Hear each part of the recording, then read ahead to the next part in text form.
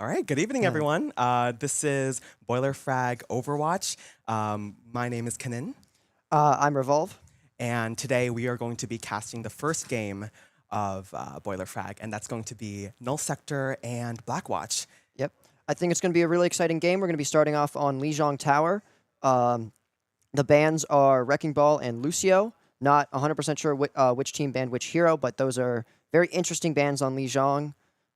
Lucio especially. Lucio, a very common hero. I'll play it on basically all the points on Lijiang. Right. So seeing how the teams adjust to that will be really interesting. Yeah, Rafflecopter, which I believe is Blackwatch's tank, Yes. is a very strong Wrecking Ball. So I definitely think that they were target banning him.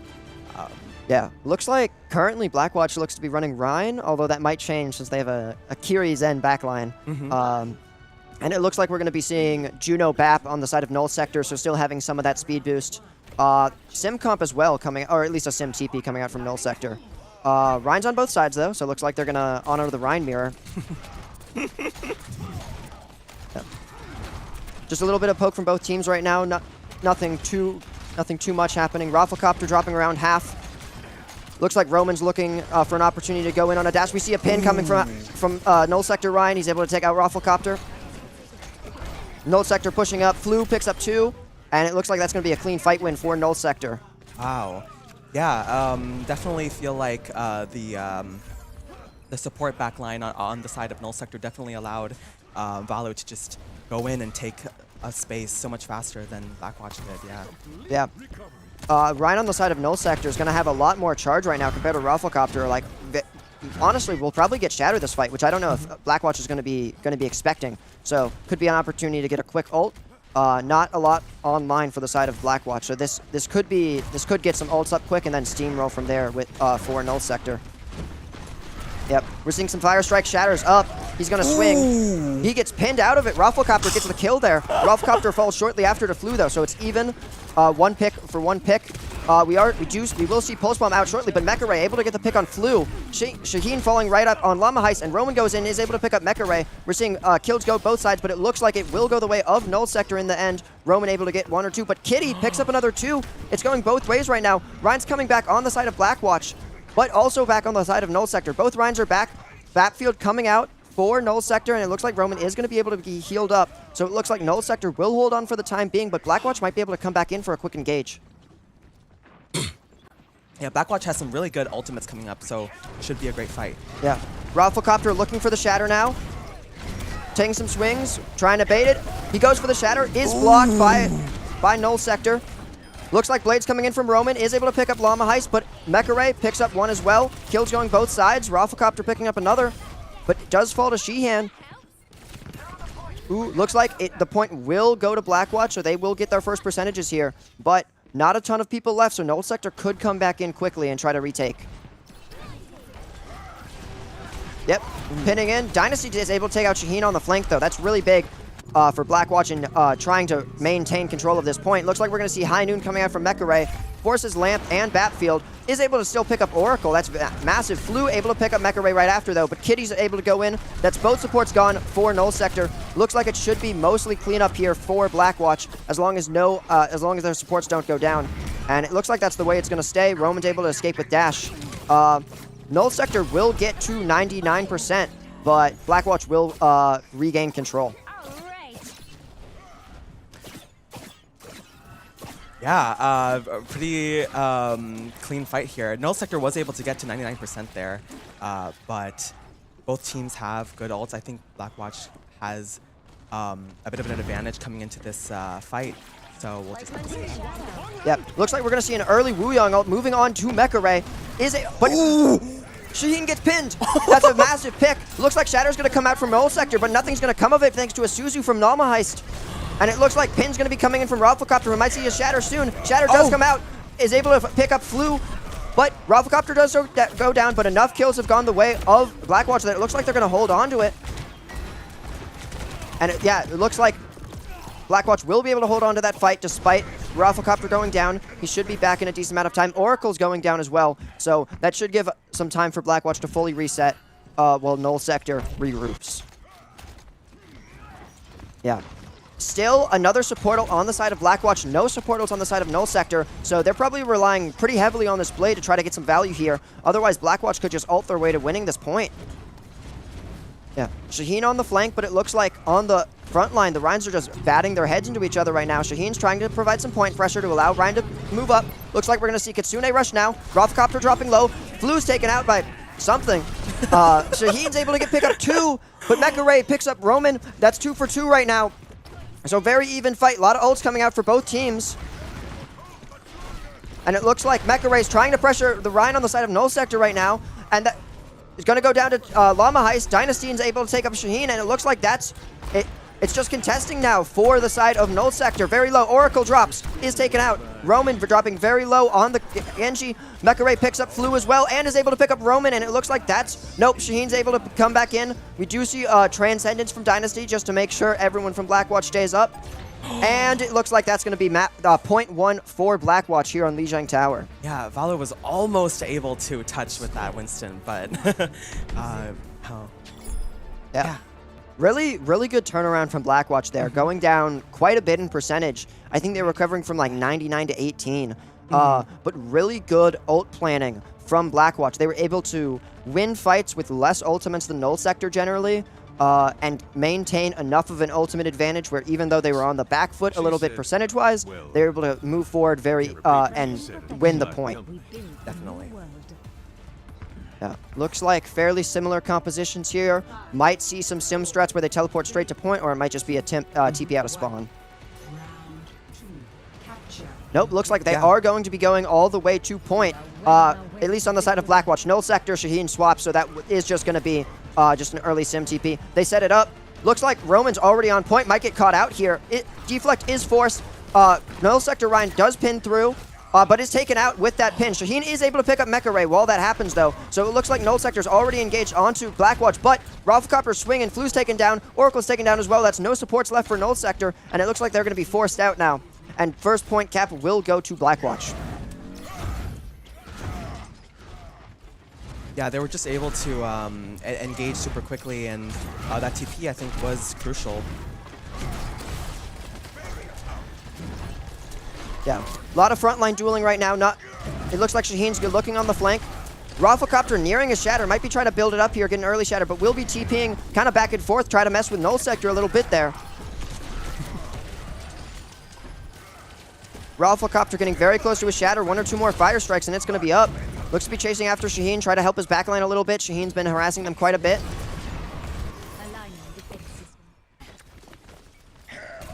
Oop, Shatter comes out for Rafflecopter, doesn't seem to pick up much, does get blocked by Hullabaloo. Hullabaloo nearing their own Shatter as well right now. A lot of Sim TP damage, making it very hard for him to deal with pressure, and is taken out by Mecha Ray on the Symmetra. Shaheen at the same time is able to pick up Llama Heist, and Roman going in, takes out Kitty and Dynastyne. That's no supports left for the side of Blackwatch, but Mecha Ray, 2 go down. Mecha Ray's able to pick up Roman. There's 1 left on point, and it looks like to be on the side of Null Sector, so they will be able to flip at 57%. They do have a lot of ults, though. Null Sector is able to flip the point and maintain a lot of ults. They have 5 ults going into this next fight. Blackwatch only going to have 3, possibly 4 mid-fight with Kitty's Blossom coming online. So Null Sector, a lot of room here. Probably an early shatter coming out from Hullabaloo. I mean, maybe not with a sim wall, but probably shortly after that. Big bio coming onto Rafflecopter, making it very hard to stay alive. Shatter comes through. Shaheen's able to take out Rafflecopter with that pulse bomb. The Transcendence does come out from Dynastyne, but another pin onto Mecha Ray kills that. And then Oracle's Wuyong ult is able to pick up Llama Heist, and it looks like that's going to be a very clean fight for Null Sector. But they do use 4 ultimates. So a lot of that ult advantage is going to be taken away, and we do see Blackwatch. They are going to be swapping onto the Cass away from the Sim. They are going to have Kitsune, and there's not a lot for Null Sector to do about it. So I suspect Null Sector probably trying to go in with Blade early, not let them get off a Kitsune rush to make sure that they're not able to get back on point quick, fliply, and build an ult advantage off of that Kitsune. But Mecha Ray, early pick onto Oracle. That's big for Blackwatch, and we're going to see the Kitsune out now. And they're going to be pushing in on that Rafflecopter, pinning in. Roman dropping to half health, not really able to engage in Blade here. It's a little bit too risky. Hullabaloo's going to drop on the Rhine. They're going to get the flip already. Absolutely massive for Blackwatch. They're going to get a lot of percentage from that. Mecha Ray getting pressured by and Shaheen, but Shaheen's then taken out by Mecha Ray. Massive kill there. It looks like Null Sector might be trying to go back in already with Blade, but they get shattered. But massive shatter from Rafflecopter. They pick up Roman Flu and Hullabaloo. That's absolutely enormous. Yeah, Blackwatch, they are left without any support ultimates, but they're going to be coming up on both DPS ultimates, and Null Sector won't have any support ultimates either for a little bit. They probably will get a shatter mid-fight, but they have to make sure they get a touch and live to that point.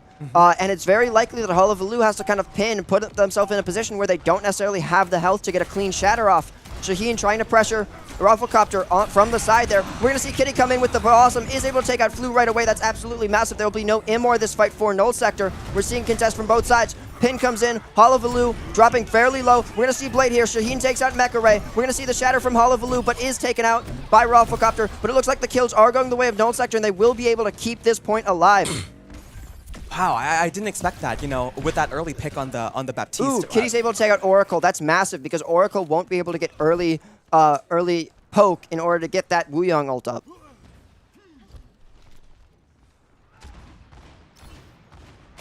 Yeah. We will see Transcendence on the side of Blackwatch for this fight, which is going to be massive. Possibly even a Kitsune if it goes into a big overtime fight. Only really Wuyong going to be coming up for Null Sector. We're going to see the High Noon come out from Mecha Ray. A lot of spacing here, putting a lot of pressure on Hullabaloo. And he's pinned, and he's going to be taken out right away by Mecha Ray. Null Sector going to have to be trying to do a lot here. They don't have a ton of resources to try to re-engage this fight. The flip's already over. Kitty takes out Oracle before the Wuyong ult comes out. So they're not going to have any ultimates to balance the fact that Blackwatch has 2, and Rafflecopter is going to take out Flu. And it looks like this is just going to be cleanup at this point. Shaheen goes down, and Hullabaloo looks to begin. Roman does take out Dynasty, so we won't have that trance. Mecha Ray goes down to Hullabaloo, and it looks like we're going to see Kitsune Rush come out from Blackwatch to try to finish this fight out. Roman is still here, but is not able to touch, and that's going to be map 1 going the way of Blackwatch. Yeah, that's a similar a similar comeback as first round there. I definitely feel like that Wuyang ult would have been instrumental in that last fight, but unfortunately he was just taken out. Yeah, absolutely enormous pick for Blackwatch there, as that was able to set them up very nicely for their to win that fight, because that was the only ultimate that Null Sector had to work with. So without that Wuyong ult coming out, they were able to mostly hold their support ultimates. They didn't even end up using their Transcendence. And then when they needed to, they were able to Kitsune Rush and didn't have to worry about anything kind of pressuring them away from using that Kitsune Rush, or them being able to like walk out a little bit and then re-engage with an ultimate. They didn't have to worry about any of that because Wuyong was just gone. Yeah. Coming up on this next game here, I definitely think that once Rafflecopter can get on his ball, I think it's gonna be just cleanup for Blackwatch. I think. Yeah, I think Blackwatch is in a really good position since the ball ban's gone. I don't think they had specifically too much trouble with any one member of of Null Sector. Shaheen caused some issues on the Tracer. Roman caused some issues on the Genji, but none of them were to the point where it's like something that you're super worried about getting a ban off for. Definitely. So I think they're not too worried about any bans that are going to come out, since the ball for Rafflecopter is going to remain, and Lucio is going to be available now. So that just allows them to play quicker, and I think that's going to help out Blackwatch a lot. So I'm interested to see how that, like what bans actually come out, and also what map we're going to. My guess is Null Sector is probably going to want to lead towards a more brawl-oriented map, lean away from. We're going to King's Row. Let's go. So is a brawl-oriented map. We'll likely be seeing a lot of. We might still see ball from Rafflecopter. I know you can run ball on King's Row, especially point A. So we'll be interested to see if they still go with that ball, or if they opt towards a more brawl-oriented tank. A lot of brawl happening on King's Row. My guess is that's probably what Null Sector is trying to lean into, now that they'll have access to Lucio again. Most likely. I guess the other team could ban it, but I don't see that happening. So it'll be interesting to see what they go with. My guess is Null Sector is going to try to run a pretty standard brawl, because a lot of what happened on Lijiang was they weren't able to like necessarily speed on to people, so it made it harder to finish. And Mecha Ray was doing a really good job of getting picks, and that made it really easy for Blackwatch to move forward. Looks like we're going to see BAP and Cass banned. So those picks are make a lot of sense. I think Flu got several picks on BAP at the start of Gardens, and then Rafflecopter was picking a lot on Cass. So that just... Sorry, not Rafflecopter, Mecha Ray. Yeah. Mecha Ray was getting a lot of picks on Cass. So I think that makes a lot of sense. We'll be interested to see if we see Null Sector lean towards a more brawl style on Kings Row, what their second DPS, what their DPS line is going to be, because a lot of the time you'd see Cass in that composition. So interested to see what they kind of lean into. Do we see like May? Do we see Venture? Like, what are we going to see in that brawl comp if they run a brawl comp? Yeah, I definitely suspect Valu's going to stick to her Reinhardt. You know, I've known her for a long time, and I definitely think that Reinhardt is one of her stronger tanks. So definitely we're going to see a brawl composition coming out of there here. Yeah. If Ryan's one of their stronger heroes, then yeah, definitely Ryan, Lucio. So Ryan, Lucio. Without the BAP, I could see both. I could see Kiri. I could see Ana. So looks like we will be seeing that Ana. Roman on a Widowmaker here. Yeah, Roman will be on Widowmaker. That could just be early peak. They are on attack for Kings Row. And it looks like Blackwatch will indeed be on that ball composition. Mecha Ray going to be taking the Ashe. Especially with that recent range buff, that's going to be very useful. Especially with high ground on Kings Row, Ashe can get a lot done. And with the new range buff, she's going to be able to pressure from even further away, play more safe angles, so not necessarily have to deal with that Widow. Assuming that Widow does stay, if I had to guess, it probably is just for an early pick or two, and then it's going to swap to... Yeah, that's also what I'm guessing. Probably something more brawl-oriented. Maybe a Genji, as Roman was very good at that Genji on the first map. 3, 2, 1. Attackers incoming. Rafflecopter looking for early pressure onto this Widow. Not quite able to secure the kill, but very close, and is able to pressure Widow out. And we will see Roman now moving on to that Genji. They are able to pick up Rafflecopter very early, though, so they might be able to push very quickly onto this since Blackwatch is left without their tank.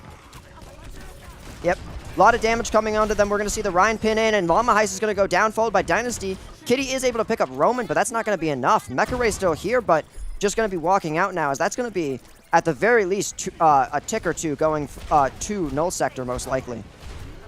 Yeah, the last time Oracle gets taken out by Mecha Ray. That's going to make the recontest a lot easier on the side of Blackwatch. Rafflecopter is going to be back on the ball, is contesting. Yeah, sleep is missed from Flu 2, and it looks like they're not going to be able to touch. That will be point A for Null Sector. Wow. And Mecha Ray's taken out by the pin. That gives them a lot of momentum moving into point B. Although Hullabaloo is taken out, Shaheen's able to take out Kitty. Yeah, I last time I casted for, I believe it was Black Team. Rafflecopter was just able, you know, with the right conditions, he's just able to tank so much, and he's just able to contest the point for however long his team needs to come back. But definitely there was a bit of a problem here.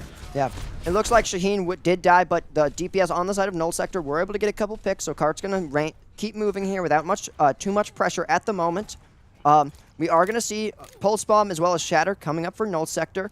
Blackwatch, they will get some ults soon, but probably not early fight, maybe late fight. Rafflecopter's going to go in, look for that pile drive.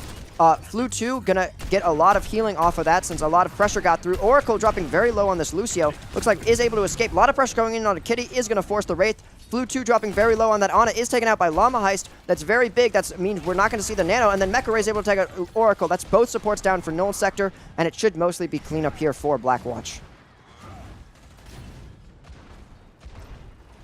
Yeah, Rafflecopter moving forward, trying to pressure on this high ground. Shaheen being forced off.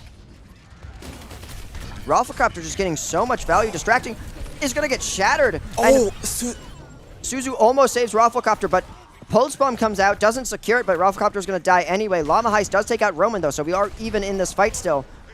And that's down an ultimate just for a trade.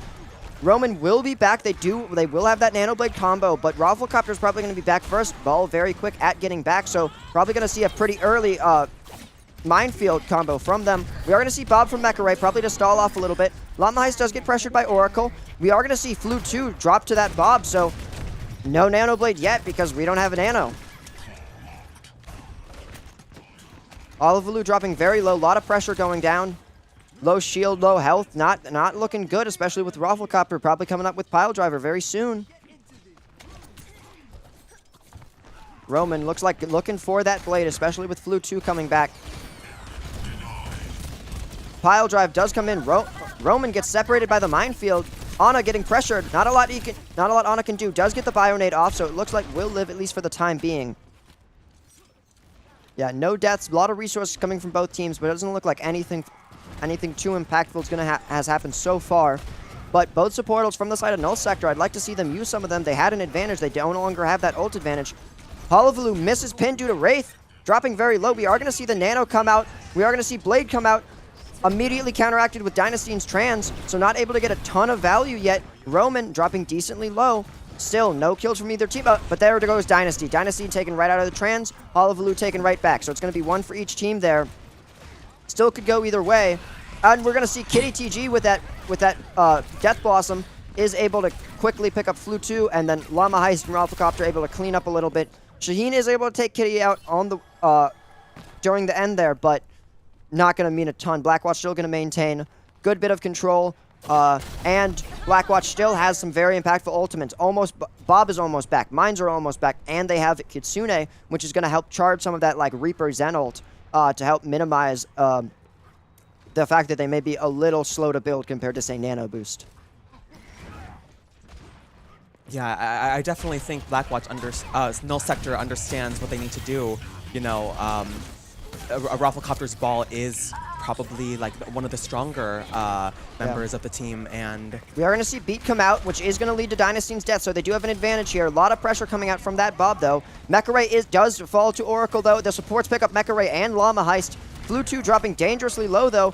Hullabaloo's going to go down. Kitty's going to go down. Rafflecopter dropping very low. Should die here. Shaheen is able to pick up that as well. So, very clean fight there. Able to quickly use a lot of resources to put a lot of pressure onto Rafflecopter, force that disengage, and then just take the fight while it's a 5v4, and they're able to clean up from there. Their second point. Yeah.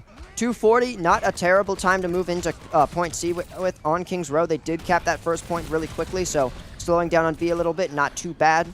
Rafflecopter does have Mines. We will see Mines in and Kitsune from Blackwatch this fight. Mecha Ray dropping a little low from some poke there. Hullabaloo going to be looking for the Shatter, but not a lot of good targets on Blackwatch without putting yourself in a bad position. So my guess is probably just looking to Shatter Rafflecopter on an engage, but not always the easiest Shatter to hit there. They're going to be pushing onto Kitty. They're going to Nano. It looks like Dynastyne is going to get shattered and taken out by Hullabaloo, and then a pin onto Llama Heist. Takes out the Reaper. Massive plays from Hullabaloo here with that Nano. Looks like Rafflecopter probably going to be trying to distract. Maintain. Mecha Ray is taken out by Oracle, and it looks like Null Sector is just going to keep pushing. Yeah, wow, I did not expect this. I didn't either. Oh, now we're finally going to see some ults from Blackwatch. Rafflecopter going to minefield, try to get some people off cart, buy a little time for the rest of his team. Rafflecopter and they are going to pick up Oracle with those minefields. Pulse Bomb's going to come out. Force Shaheen is not going to pick up anyone. And it looks like Blackwatch is going to be able to push Null Sector back, and they don't even have to dedicate that Kitsune. Yeah. Mecha Ray is able to pick up Shaheen. That's a big pick for the side of Blackwatch. It looks like probably one good fight maybe left for Null Sector. But they do pick up Mecha Ray, so maybe they're going to push now. I'd really like to see this Kitsune used, because they've almost built the entirety of Transcendence again, and it looks like we will see it used. They're going to push Hullabaloo a lot, dropping very low. A lot of pressure being put on. Pile Driver is able to pick up Flu 2 with that, and that Kitsune is able to get that first pick. A lot of pressure onto the Rhine. Rhine might fall here. Hullabaloo dropping very low.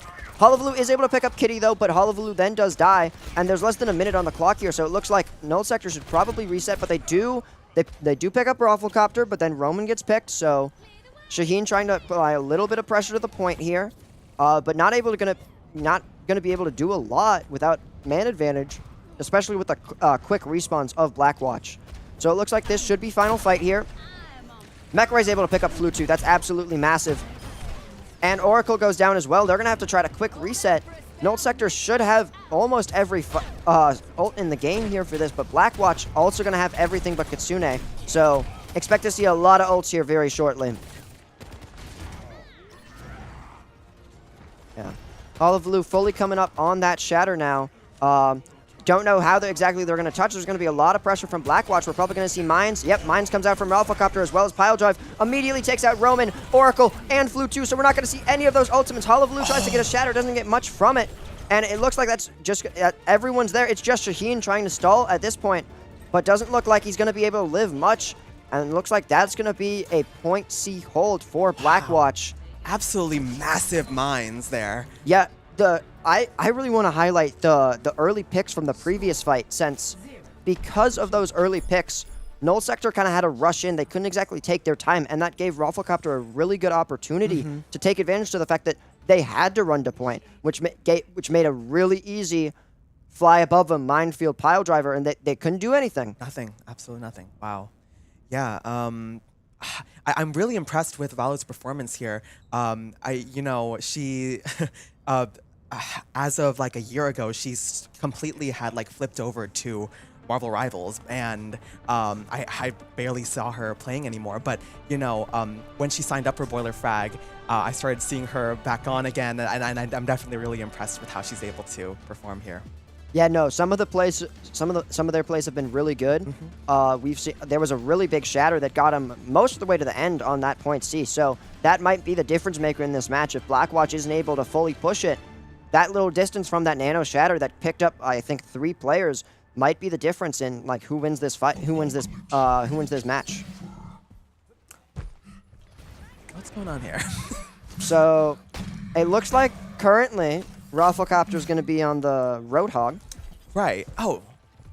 Okay. Which could... I wouldn't be surprised to see him stick on that. We do see Llama Heist on... Thought Llama Heist was going to be on the Kiriko. Rafflecopter will end up switching to the ball. So same comp. They were just messing with us a little bit. Rafflecopter trying to take the high ground very quickly is going to be pressured a little bit. Yeah, Valo on Diva. Yeah. Looks like a pile driver going to be onto Flu 2. Does get bioed. Rafflecopter able to make it out fairly safely, though. Not a ton of space made for Blackwatch, though. They're mostly still in point, but Mecha Ray trying to take this high ground with Kitty on the Reaper. And looks like they are able to mostly successfully take the high ground. That's going to be a lot of pressure. Mecha Ray on the Ashe is going to be applying a lot, and it's going to be very hard. Roman trying to move forward, try to put a little bit of pressure on that Ashe to try to get Ashe off high ground. But Mecha Ray's still there. Getting a lot of support from his team so he can take that position and just keep pressuring Null Sector. And Llama Heist able to take out Roman. That's big. Shaheen is able to take out Rafflecopter in turn, but a lot of pressure being put on the entirety of Null Sector. So even with that Diva, I don't think they're going to be able to necessarily aggress and take these positions away from Blackwatch.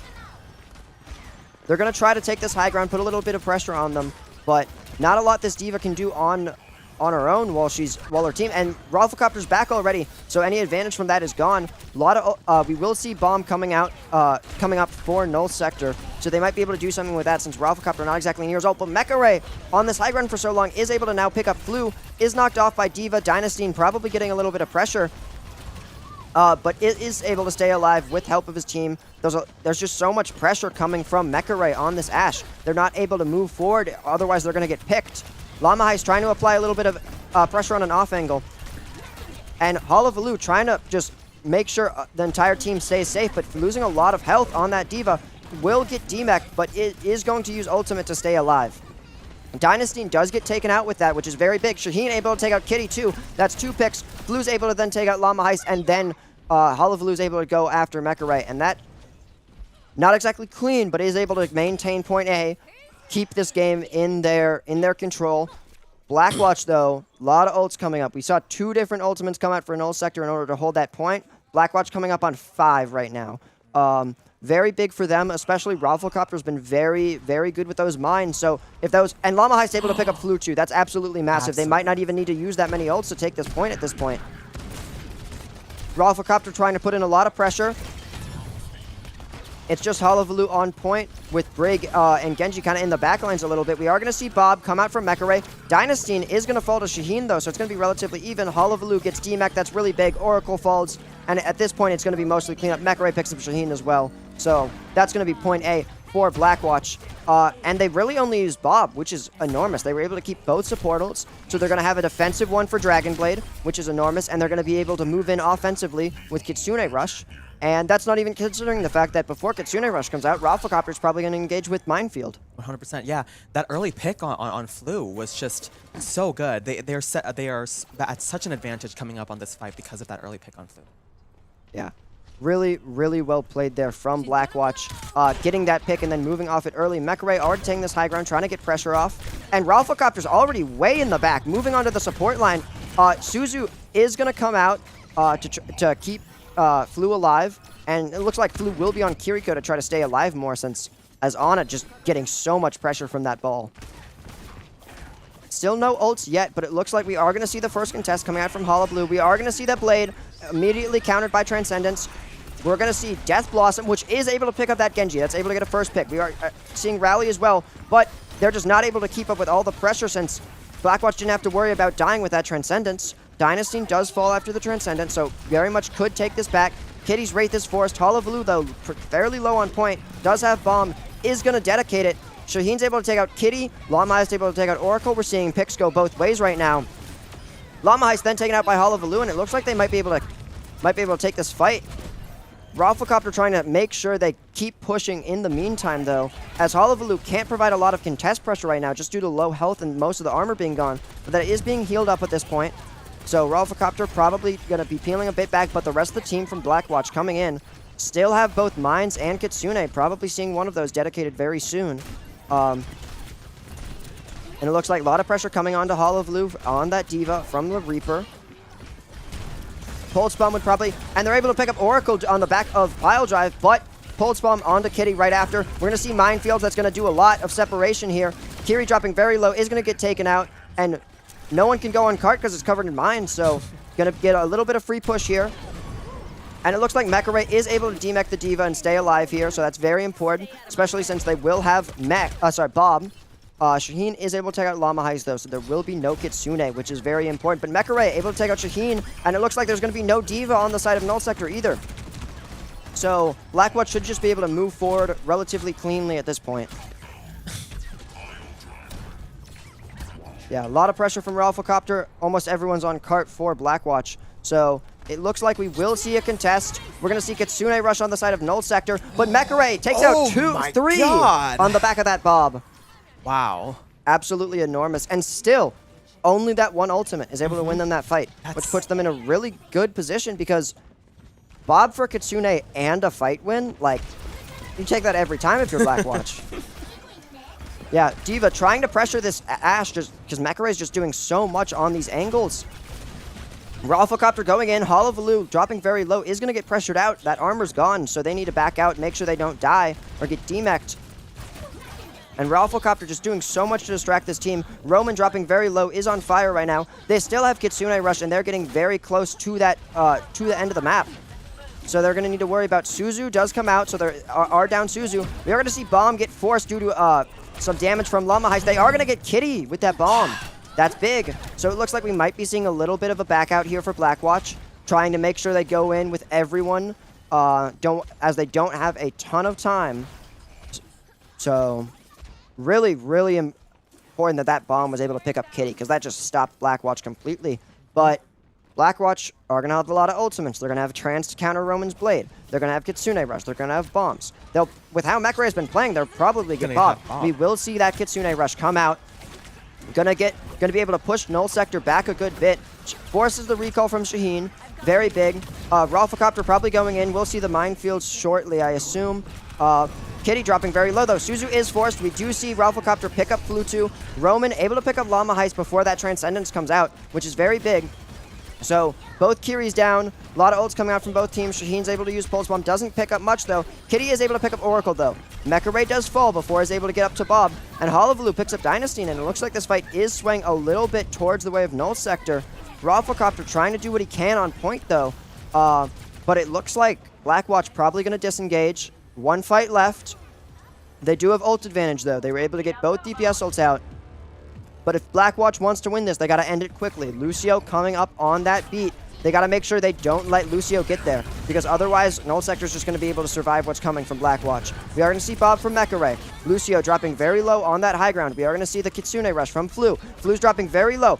Oracle's down before the beat comes out. Flu's down. That's both supports gone for Null Sector, and it should be just a moment of time now. Yep, we're going to see we're going to see Blossom come out from Kitty. Is able to demech Hollow Blue, but Shaheen picks up Dynasty, and if they don't deal with this Diva shortly, they're going to come back, they're going to have beat, and they're just going to be able to retake this. A lot of pressure onto Llama Heist, dropping very low. And then Oracle comes back, gets that beat off. And it looks like Null Sector's gonna have the sustain to beat this. They have the better spawns. Llama Heist goes down, Kitty goes down, Mecha Ray goes down. They do pick up Oracle, but Rafflecopter's alone on point. And there's not much he can do unless to kill another, like 4 people. Oh. He does kill Shaheen, but is not able to touch, and that's gonna be map 2 going the way of Null Sector. Wow. Yeah, the diva pick on the side of Balu here is very was very good. You know, she expected a wrecking ball on her backline at all times, and being on diva, not only she's able to go up on high ground and contest high ground, but she's able to peel for her supports much easier. Yeah, I think that was really heads up, since normally sometimes with ball you'd maybe see something like the Cassidy pick or something similar, since Hinder can kind of mess with balls a good bit, but they banned it because Mecha Ray was so good on it, and think they might have been regretting that a little bit, since Mecha Ray kind of just as good on the Ashe, doing a lot there. So interested to see what bans will come out here. I don't really know what I assume they're going to go to a more ball-oriented map. Wouldn't be surprised to see Atlas or something like that. But other than that, I don't necessarily know specific bans that they'd want to go after. Yeah, we might get some other hit scan ban here. I would suspect, if I had to guess anything, for Blackwatch is they'd probably ban Tracer. They're not playing Tracer, really. And Shaheen, while not necessarily being the main problem for Blackwatch, is getting a lot of kills, is giving them issues. So relieving that pressure, we haven't really seen Shaheen play anything else. So I'd be interested to see, is he able to maintain that level of pressure on another character? So that's probably what I'd expect the most. And then really don't know for Null Sector. You can't ban the ball again. And Mecha Ray, I mean, you can ban the Ashe, but Mecha Ray's just going to play Cass. So interested to see what ends up happening. But I think with being able to go towards a more ball-oriented map with map pick, I think Blackwatch is in a good position to take this next map. But some points on King's Row, it looked like it was going to go Blackwatch's way, and they just couldn't close out. So,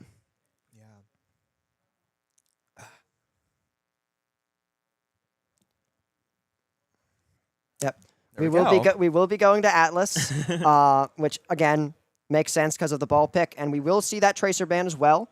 And it looks like the counter ban will be Wuyong. So a little bit less poke from the support lines there.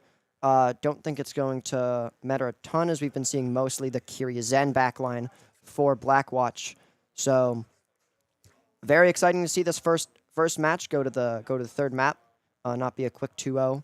So happy to see that, but very hard to deal with ball on a lot of points on Atlas. So interested to see how Null Sector might adapt to that. Could very much see one of their players, possibly Shaheen, not having that access to that Tracer, picking up that cast, trying to land some of those flashbangs on Rafflecopter, since a lot of the best fights they had on attack on King's Row were when they were able to land a bio or a sleep and pressure out Rafflecopter and then take a 5v4 very quickly with Lucio speed. So my guess is they try to do stuff like that, and Cast Hinder kind of enables them to do that a little bit more, since they can take off a larger chunk of Rafflecopter's health bar than they would otherwise be able to. Obviously, optimally, you're able to land the kill, but ball is a massive health pool, so that's not always going to be an option. So that's probably going to be Null Sector's win condition on this point, but it's going to be very hard. Atlas has a lot of good angles for ball to come from. He can kind of come from anywhere. Looks like we're going to see basically the same comp, although we will see Dynasty on the Lucio rather than the Zen. And Shaheen on the Echo. Echo, very interesting. Okay. Echo could be trying to pressure out a little bit of Mecha Ray a little bit, provide a little extra pressure.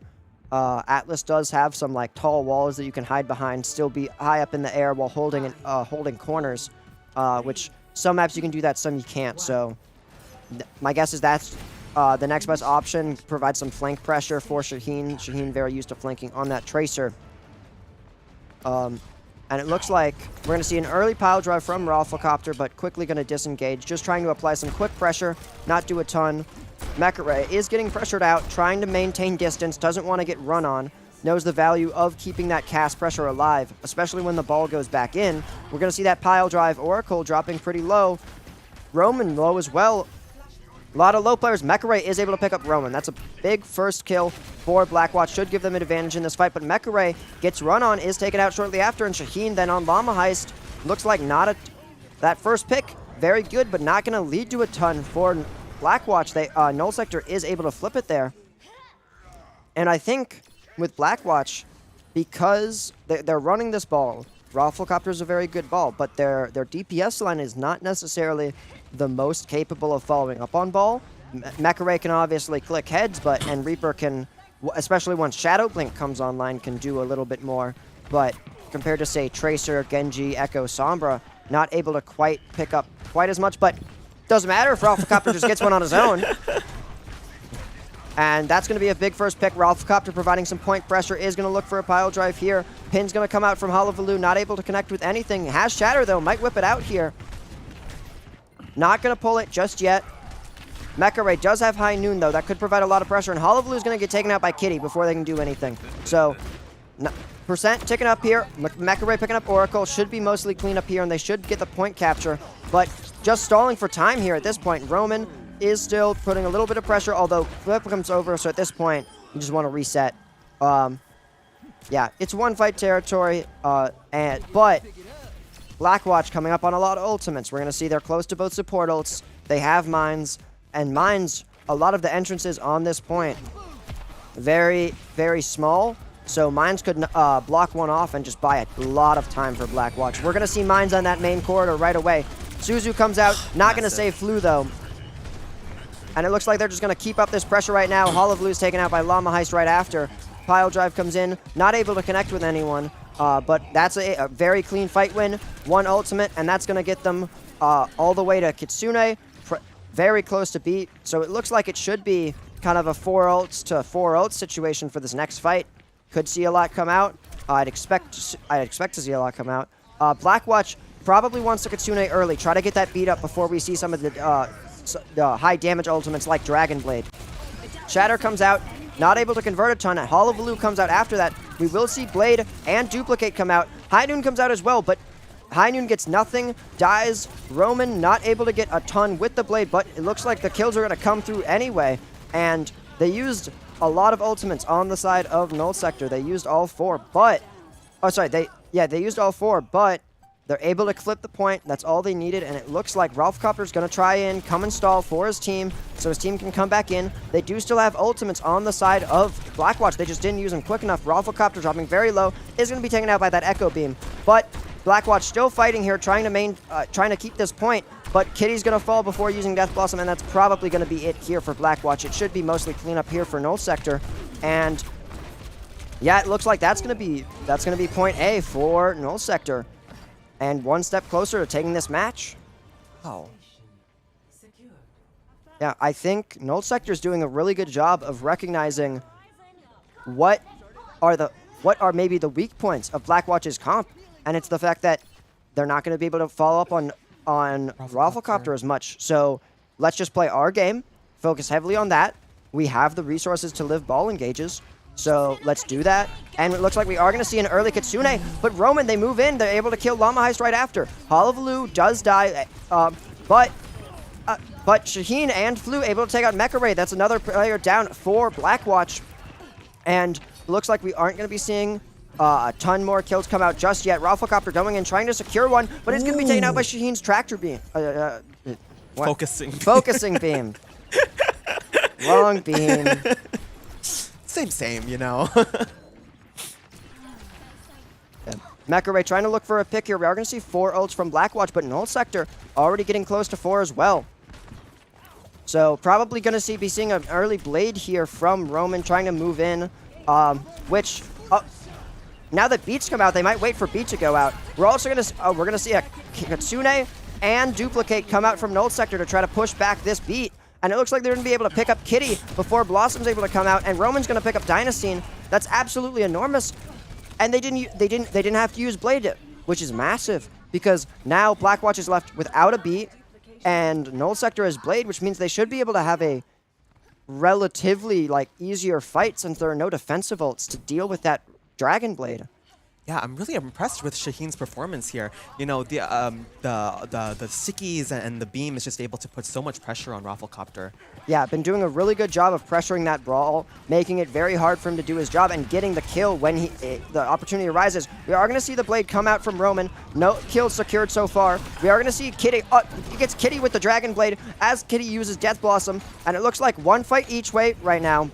However, Dynasty dropping very low is taken out by Shaheen with the focusing beam. Shaheen then falls to Mekare. We're seeing kills go both ways right now. Halavaloo dropping fairly low. Llama super low, but is able to stay alive. Mekare picking up one. Llama does go down to Halavaloo, but Halavaloo not able to get the remake. Mekare is able to get a lot of kills in that fight and is able to turn it around. Wow. That's really big for Blackwatch. We saw a lot of ults for Null Sector. They should have won that fight with their ult commitments, but not quite able to. So Blackwatch staying in this in a good position, has more ultimates. They're going to have Kitsune, which is really big, where Null Sector just having that beat. My guess is they probably go fairly aggressive to try to make use of it before any offensive ults come on for Blackwatch, but since, especially with High Noon, going to be hard to High Noon successfully when they're running at you with a sound barrier. Look, yep, we are going to see that sound barrier, and they are going to run very quickly, move straight onto point. Doesn't look like we're going to see any kills so far. In fact, Mekare is going to take out Roman. They do take out Llama Heist, though, so we're not going to see a Kitsune. Oracle falls down. Oh, there's Shaheen and Flu very low, are able to be taken out, and at this point, there's not a lot of time to recontest for Null Sector, especially with Halavaloo getting demeched like that. So it looks like this point probably going the way of Null Sector. We might see a recontest effort from Blackwatch, but sorry, going the way of Blackwatch. We might see a recontest effort from Null Sector, but I don't think it'll be much. Oracle's taken out. Wouldn't expect to see Roman go in very heavily here. Yep, and that's going to be the next point. Good adjustments from Null Sector, being able to kind of use their ults and just win fights quickly with good ult economy, since they're going to have to do that with the pressure coming from this Echo. Moving quickly onto the Echo, but pushed out by those sticky bombs you were talking about. You know, I think the swap on value back to Diva from Ryan, I think, is the right call here. Yeah. We're going to see Oracle being looked at by Rafflecopter, not able to fully convert. Shaheen is probably looking for a good duplicate target. Halavaloo taking it, demeched. Shaheen's going to take ball just to make sure that Null Sector has a tank. Isn't able to get minefields off though before getting killed by Kitty.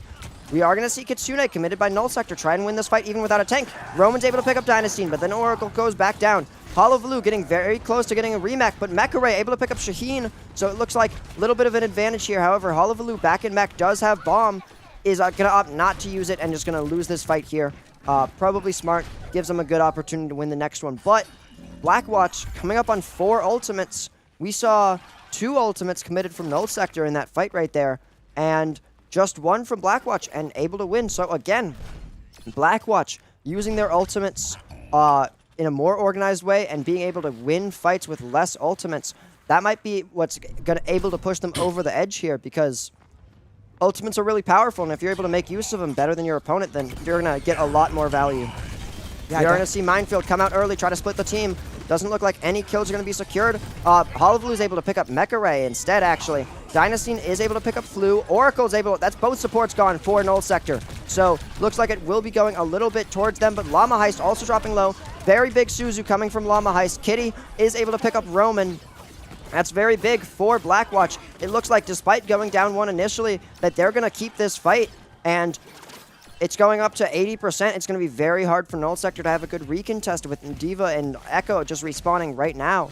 And so, yeah, Llama Heist has been saving his Kitsune for 2 fights now. I definitely thought, I keep thinking he's about to pop it, but oh, that is a massive, enormous kill coming out from Llama Heist.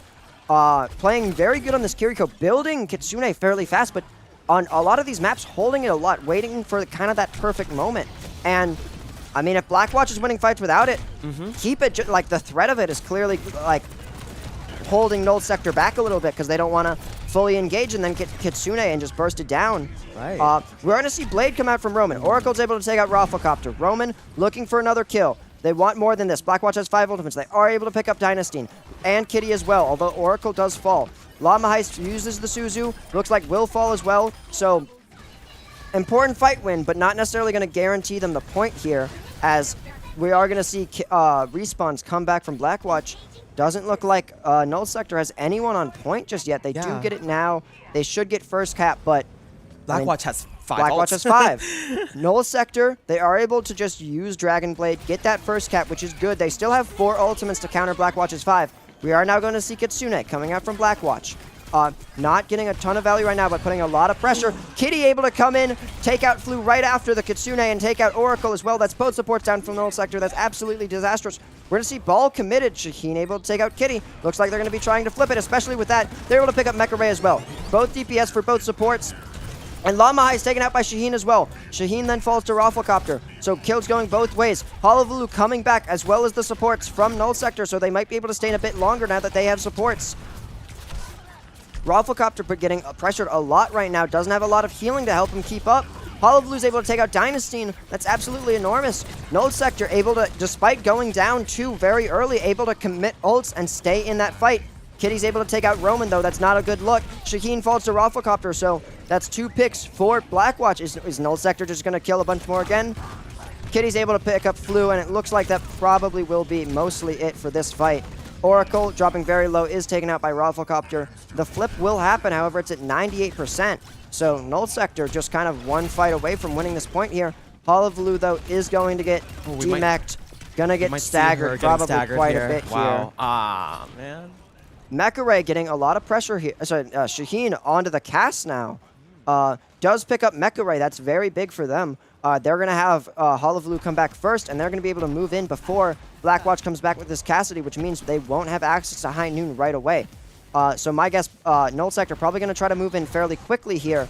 Yep, we're going to see an aggressive beat, move in, try to get something done before Mecha Ray gets back on this cast. Rafflecopter goes in with mines, though, is able to pick up Oracle, and we're going to see the beat on the side of Blackwatch try to keep alive through this Dragon Blade. Not picking up much right now. Llama Heist dropping very low, though. They are able to eventually secure Llama Heist, and Shaheen's able to pick up Kitty, but then Hullabaloo's mech and Flu go down. Shaheen getting another one on Dynasty. Shaheen coming up big here in these important moments. Roman using Deflect, trying to stay alive, trying to secure this kill on Mecha Ray. Mecha Ray, big headshot onto Roman, however, does get taken out by Oracle. Rafflecopter, very, very low, playing very dangerous territory here. The flip will go over to Null Sector. 3 contest comes out. Oracle picks up Dynasty, but then Kitty takes out Hullabaloo. Kitty picks up Shaheen as well. It looks like and Kitty's able to pick up Flu as well. Kitty coming up absolutely enormous in this fight. Roman coming back with Mecha Ray's able to pick up Oracle. It looks like the flip's going to go over to Blackwatch, and they're going to stay in this, and they're going to take the map. And the match Goes to Blackwatch. Wow. absolutely enormous play from Kitty there, able to go in, recontest, despite the fact that Rafflecopter's low on resources, having that small period of time where he has the bubble around him due to that perk, able to use that opportunity, that space that Ball made to quickly go in and kill a few people that were low on resources. Really, really well played from Blackwatch to kind of realize what Null Sector was doing and make adjustments in order to be able to still win out, even if they were doing things that made it hard to play their game. Yeah. I think it's great performances coming out from both teams there. But yeah, I definitely, every time I see Rafflecopter on the ball, I'm just like, wow, it's wraps. Yeah, no, his ball is very good. Mm-hmm. Who's next? So, I've been Kenan. Thank you so much for having me. We'll be right back shortly.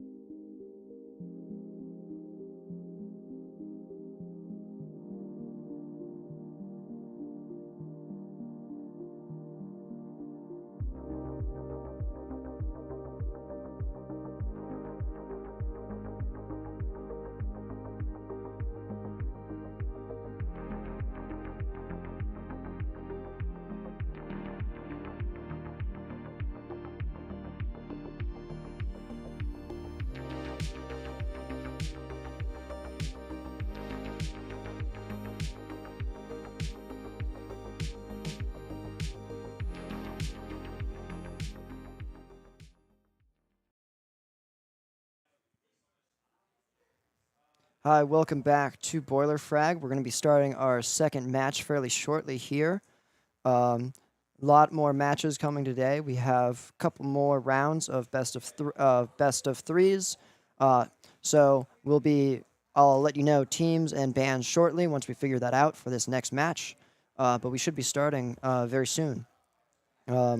Last match was very nice, close match. Went the full distance. So I'm hoping to see some more of that in these coming games.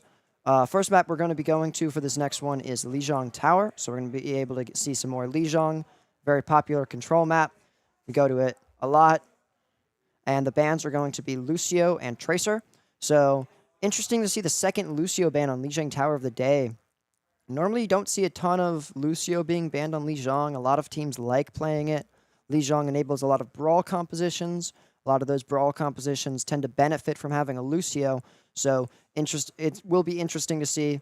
Are we going to see some more maybe poke compositions, maybe more ball-focused compositions coming from that Lucio ban? It looks like the Lucio ban probably came from Blackwatch yet again, trying to run that more ball-oriented style, which is more readily enabled by a lack of Lucio, because it makes it harder to chase down their core with a brawl comp. So, looks like Ralphacopter will be going in, trying to harass the backline a little bit. But they do have a Cassidy on the other side. Mecca is able to pick up that Cassidy, though, so it looks like it's going to be fairly clean from here. Mecca able to pick up 3 that fight. Ralphacopter picks up another as well, and should be a fairly clean first cap for Blackwatch against the Collective. The Collective going to have a bit more poke in their composition. Poke will be similar, but it's going to have Wuyong poke rather than Zen poke, so Discord's going to help a lot for Blackwatch, and they're going to have a little less to collapse on just because they don't have they have a Reaper rather than a Genji, but fairly similar compositions here. The main difference is going to be that tank ball is going to be doing a lot of harassing. Junker Queen's very much going to be wanting to kind of use that speed shout to run on people, burst them down, especially that Zen, since other than kick, Zen doesn't have a lot to necessarily deal with that pressure. Ralphacopter going to go in for that pile drive, get pushed out a little bit, going back in. Dynasty's able to pick out Vion on that Cassidy right away. And that's a very good opening pick. Genji on Collective getting bounced around a lot. Doesn't look like is going to die. Does get healed up by his team. But still nothing materializing right now for the Collective. Able to get a knife in, but Mecca, another pick from Mecca, picking up Zerotil. And it looks like Ralphacopter will be moving in on this. Does get hit by Carnage from Collective, but is able to escape, get healed. Blackwatch doing a good job of maintaining control on point, just building a lot of ults here, and another pick from Mecca onto Vion. So, gonna make it very hard for the Collective to move in and get some value. Looks like they are going to move in a little bit and try to start contesting here. Might see the Kitsune coming out from Llama Heist. Doesn't feel like we're going to get committed yet. Dynasty goes down before popping that Transcendent. So they are going to be down one Blackwatch, but Mecca comes right back and takes out Zerotil. That's going to deny that Wuyong ult. Vion's able to take out Mecca though, so we are seeing kills go both ways a little bit here. And then Abkastaj is going to take out Kitty. And it looks like we are seeing enough kills go the way of the Collective where they will be able to flip this cap. Would have maybe liked to see some of those support ults come out from Blackwatch. They maybe could have flipped it with Kitsune or Transcendence, but both supports died with those ultimates in Stowe. And it's going to be hard because the Collective coming up on a lot of ultimates. They might have been able to force some of those out with those ultimates rather than just giving up the fight without any ultimate dedication from the Collective. Yeah. A lot of pressure onto Genji. Looks like we're going to see Blade come out, immediately countered by Transcendence, but Abkastaj already able to pick out Mecca. We're going to see Rampage come out right after, though. Not able to connect with a ton. That High Noon, not able to pick anything, but Ayaka's going to take out Kitty and Dynastine, so it looks like we're going to have another fight go the way of the Collective, and that's both support ults out for Blackwatch, so they don't win a fight where the Collective uses no ults because they don't use their support ults. And then they use their support ults in a fight and they lose because the Collective then has 4 ultimates ready to go in order to counter those defensive ultimates from Blackwatch. Blackwatch does have mines though, very impactful. Ralphacopter has very good minefield placement, often picks up a kill or 2, or at least splits them to confirm some kills. And it looks like we're going to see Kitsune come out from the Collective. It's going to move forward very quickly. We're going to see that mines now is able to pick up Banana Zest on that Kiriko. Rafflecopter dropping fairly low here, might get caught out, but Kitty's actually going to get caught out instead. Mecharaid able to pick up that Genji though, and Rafflecopter able to pick out the cast on the other side. So it looks like Blackwatch should be able to move in, get a couple of picks, and should be able to cap here, although spawns will come back for Blackwatch. Zeratold's going to go down to Rafflecopter, and it looks like Apkastash trying to get Mecharaid. Not able to do it though, as we're going to see a couple more kills come through for Blackwatch. And Collective going to be on their last legs now, although they are at 92, so it's going to be whoever wins this fight. Ayaka able to take out Mecharaid, but then taken out right after by Llama Heist. So it's one each way, but Kitty then able to take out Vion, and it's just going to be stall now for the Collective. Apkastash coming in on the Doomfist. Kitty's Blossom not able to quite get anything. Apkastash able to get that pick. Misses the punch, and that's going to be very impactful. Missing punch on Doomfist, especially an empowered punch, is very hard to recover from. Missed it again, but is able to still pick up Dynasty, and then going on to Mecharaid. Mecharaid is going to fall as well, and it looks like the Collective is able to come back and do this. The Blackwatch was not able to pick up enough. The Rafflecopter is going to go down. And there is going to be an opportunity to contest for Blackwatch, but it's not in good shape right now. Kitty already have Wraith Force, will probably drop. Yep, is going to drop now. So it's just stall at this point, and they don't have a ton of people to touch, and they're not going to. That's going to be a very, very big comeback on that point for the Collective, and they're going to take round 1 from Blackwatch.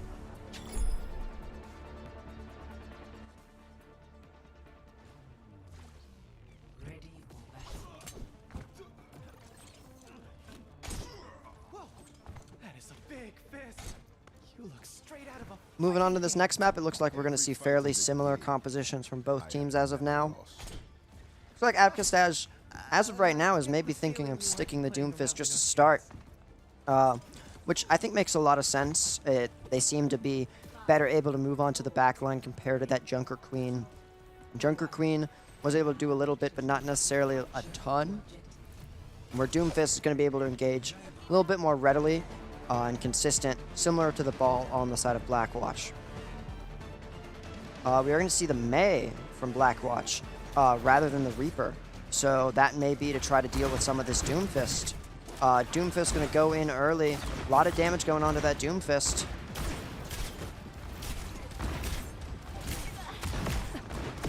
Kitty dropping a little low on point, getting a lot of poke.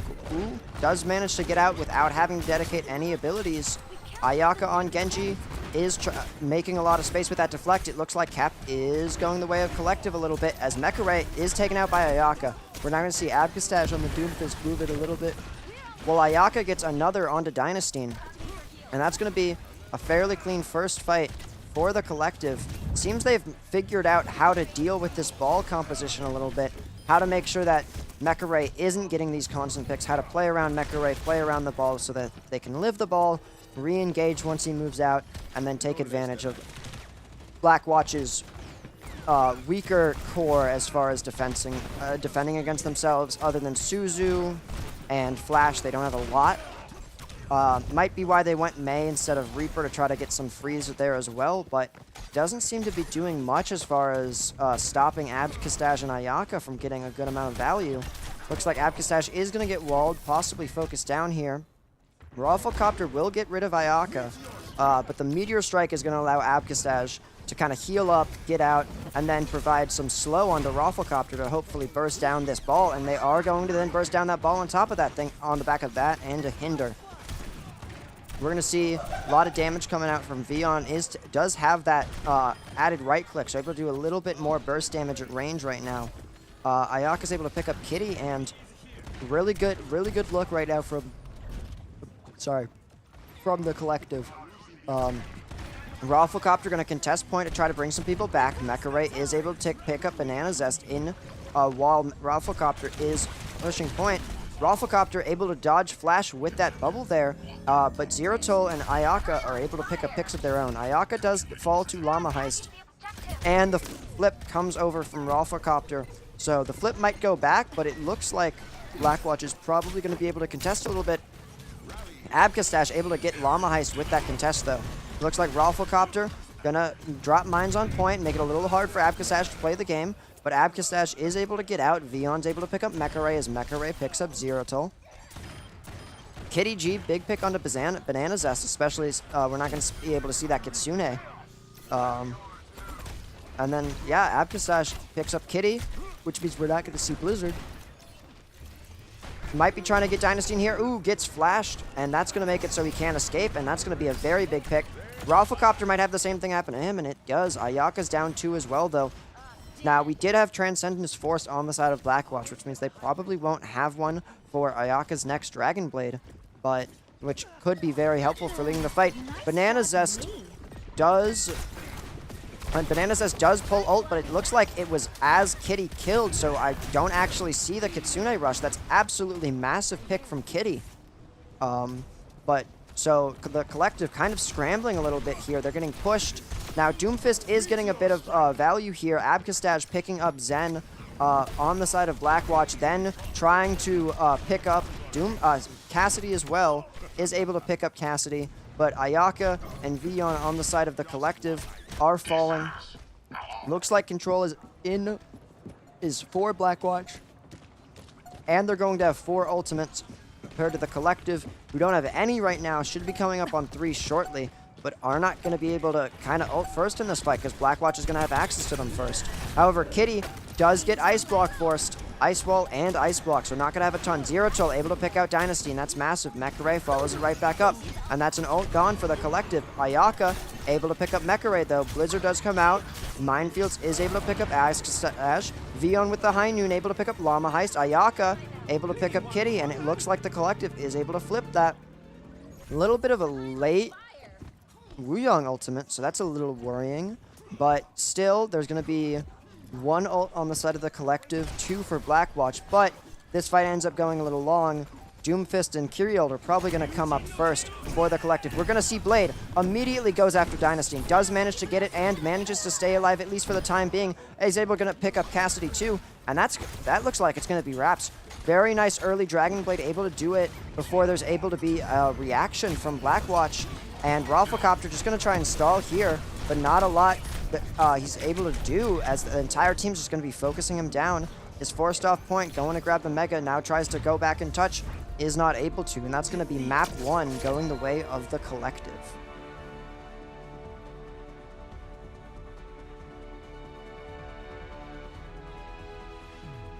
Play of the game. Mecha Ray with play of the game. Mecha Ray getting a lot of value, so very, very good opening. A lot of picks. This play especially, picked up 3 right away. A lot of value for him.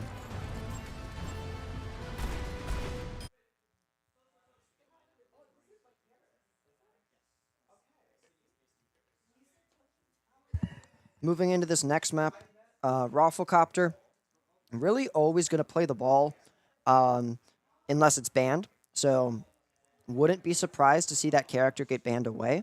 Rafflecopter is very comfortable on that Wrecking Ball character, so wouldn't be surprised to see that banned, but I also wouldn't be surprised to see them kind of stray away from banning it.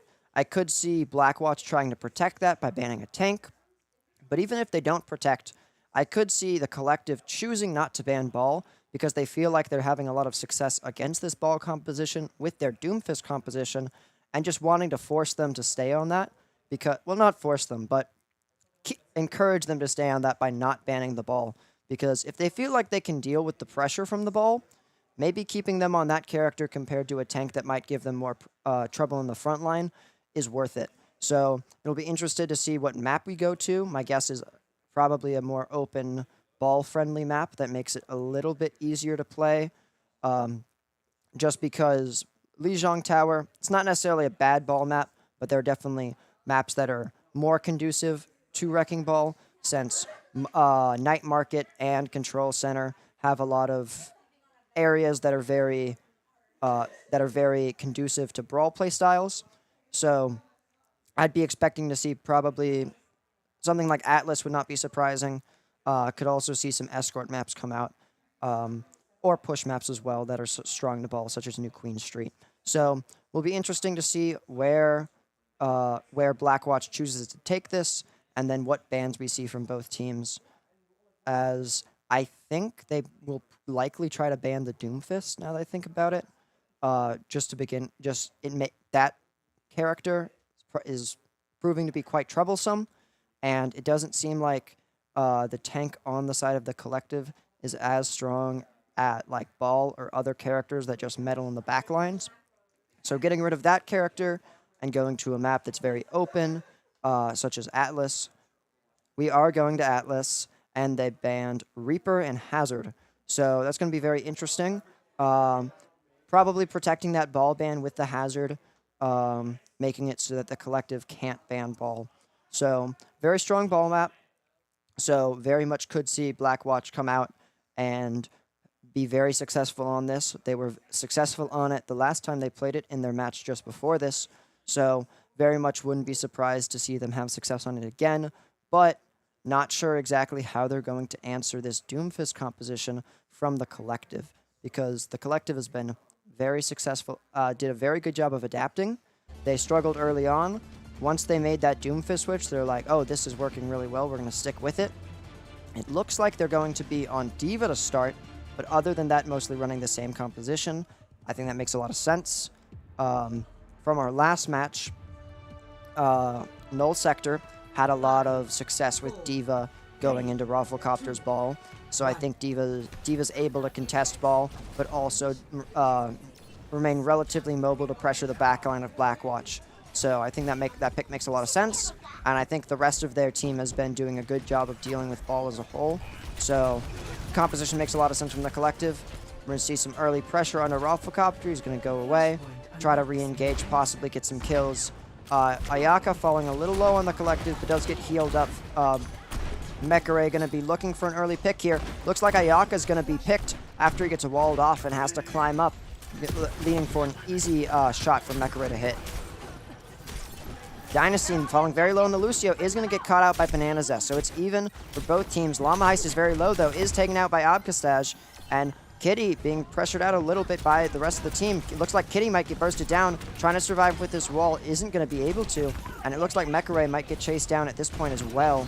And that's a very good start for the collective. They got picked first, and they were still able to win that fight because Blackwatch is just not able to confirm kills quickly enough with this composition. It's something that they struggled a little bit on last match. They did a really good job at drawing out fights, using less ults than the other team to win fights, winning drawn out fights, but they weren't quite as good at getting kills quickly.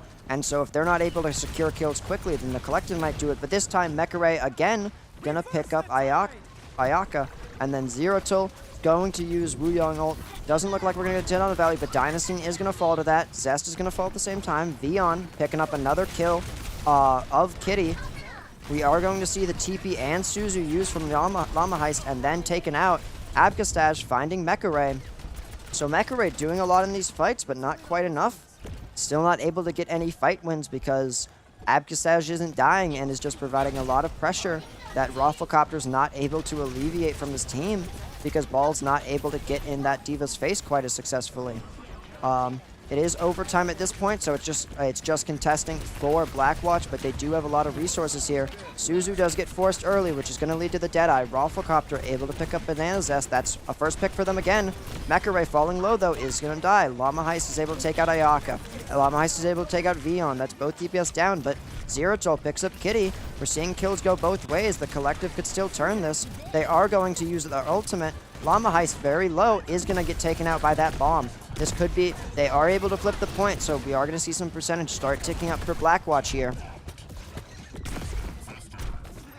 Zeratul trying to stay alive here, is getting pressured by Ball. Looks like will stay alive as Abkastaj takes out Dynasty, which means we're not going to see that beat.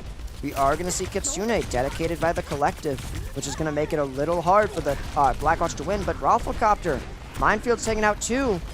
Mekare tries to stay alive, but Vion able to get that kill. Abkastaj D-Mech though. Vion takes out Llama Heist. Rafflecopter get another kill on the Vion, and it looks like on the back of Rafflecopter's heroics, the Blackwatch will be able to maintain control of this point. This puts the collective in a one-fight situation. 4 ults on the side of Blackwatch. So Rafflecopter might have completely carried his team to a point capture here, depending on how they play it here. I'd suspect probably an early ultimate because the collective is coming up on a few. So you might want to get those off before. Zerotol's going to go in with a pretty early Wuyong ult. Doesn't look like it's necessarily going to confirm anyone. Dynasty does have that Lucio barrier. We are going to see Blizzard come out. It's going to freeze Abcastash. Abcastash is going to get demeched, which is just going to force out that bomb. We are going to see barrier then come out from Blackwatch. Zerotol is able to pick up Mecha Ray though, so they're not going to have that Deadeye. Abcastash dropping low, does get demeched, and this time he's going to stay demeched with no bomb. We're going to see Kitsune come out from Llama Heist, which is going to lead to that Baby Diva death, but still not a lot of kills coming out for Blackwatch right now. But over time, it's been up for a while. That clock's going to tick out quickly, and it's done. So that's going to be point A for Blackwatch. A very good recovery there. And Mecha Ray is just going to get a lot of cleanup here. Very, very clean fight there from Blackwatch. So we're going to be moving into the second point here. We're going to see Ayaka kind of go to the Tracer here now. Might be trying to provide a little more pressure on the Mecha Ray or this backline. Or just avoid all the slows feet eating through deflect that was happening on the Genji. Rafflecopter rolling in, trying to possibly looking for a Mindseer. Is able to take up Vion thanks to Mecha Ray's right click. We're going to see Pile Drive early. But not a lot of kills coming off that opening pick. Banana Zest is actually able to take out Rafflecopter. Then does go down, but Rafflecopter being down is going to hurt a lot for Blackwatch. They don't have a lot of space to work with. Diva pressuring Mecha Ray. Mecha Ray getting helped out by Kiri, but is still taken out by Abcastash. Looks like we're going to see Wuyong ult coming out from Zerotol. Zerotol building those very quickly. Kitty dropping very low. Is taken out by Zerotol. That's going to be very big. Blackwatch still in control of point here, but a lot of kills going the way of the collective. Wouldn't be surprised to see it flip soon. Zerotol's able to pick up Rafflecopter again. Abcastash taking out Llama Heist. So that should be the flip. Only 51%, which for Flashpoint is not a ton for your first cap. So good, quick turnaround by the collective, and really only use that Wuyong ult there. So Blackwatch is coming up on a lot, but so is the collective. So you might see a lot of big ult fights coming up. So we'll be interested to see what Blackwatch chooses to engage with, or if the collective is able to ult first, as they have generally been ulting more aggressively. It looks like we will see Kitsune as well as Mines around the same time. Kitsune able to pick up Mecha Ray very quickly. Kitty trying to provide some pressure here. Ice Block is forced. Doesn't look like Mines is going to pick up anyone, and then Dynasty's going to get grabbed right away. Kitty is able to pick up Zerotol, so that is some Wuyong gone, but Vion able to pick up Llama Heist, and then Based Ayaka is going to get rid of Kitty. So going to be a little hard for Blackwatch to re-engage with this. They are going to have both support ults, but the collective just in a very good position. But Blackwatch should have time to contest, especially with Rafflecopter. But they might have to rush it a little bit, and that might hurt a lot. Rafflecopter pushing the point, Mecha Ray trying to confirm on Banana Zest right now. We will see Blizzard come out. Zerotol taken out by Mecha Ray on the flank there. Looking to confirm on Banana Zest, is able to confirm that there, but Abcastash able to pick up Llama Heist in turn. Vion staying alive, but Abcastash picks up another, so it looks like it's even right now. And then Abcastash takes out another in Dynasty. Abcastash gets 3 this fight.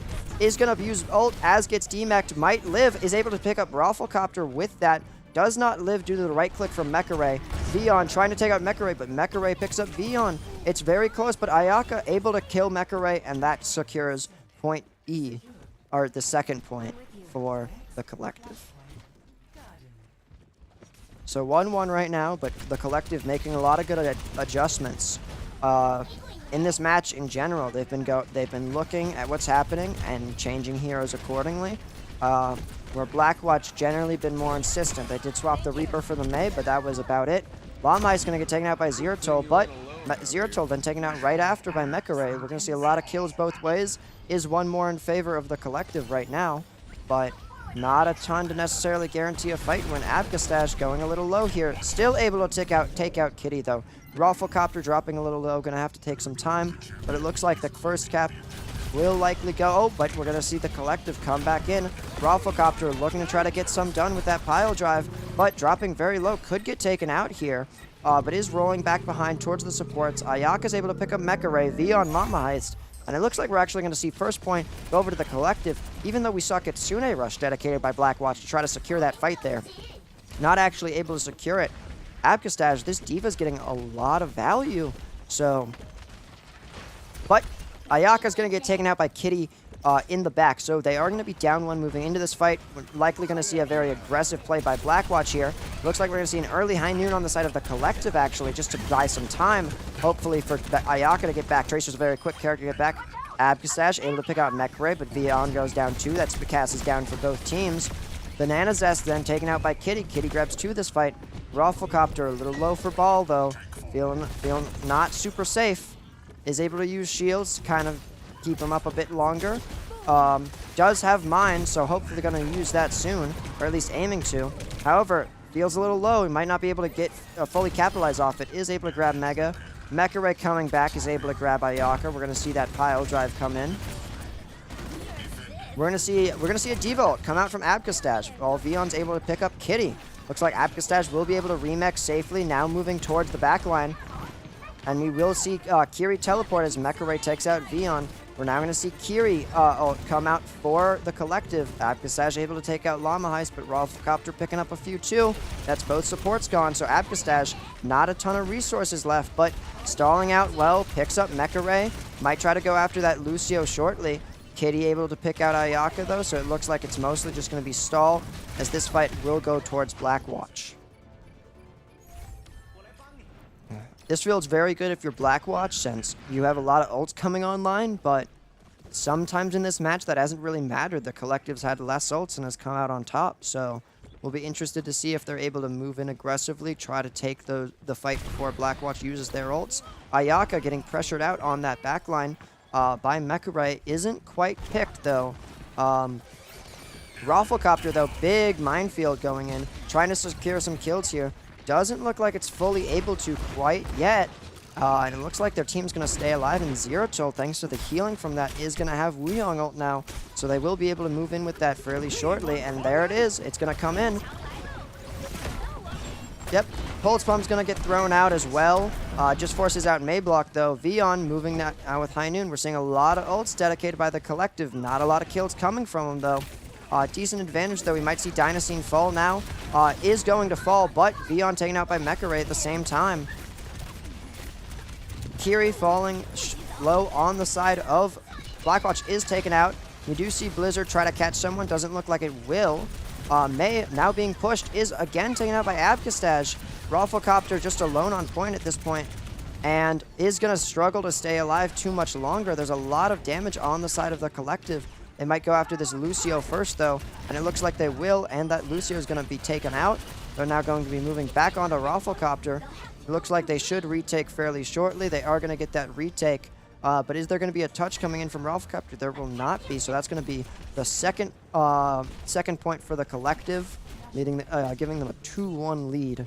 So you're very happy with that if you're the collective. Blackwatch they have ults, and they're not dedicating them. That's a big pick from Llama Heist onto Banana Zest, though.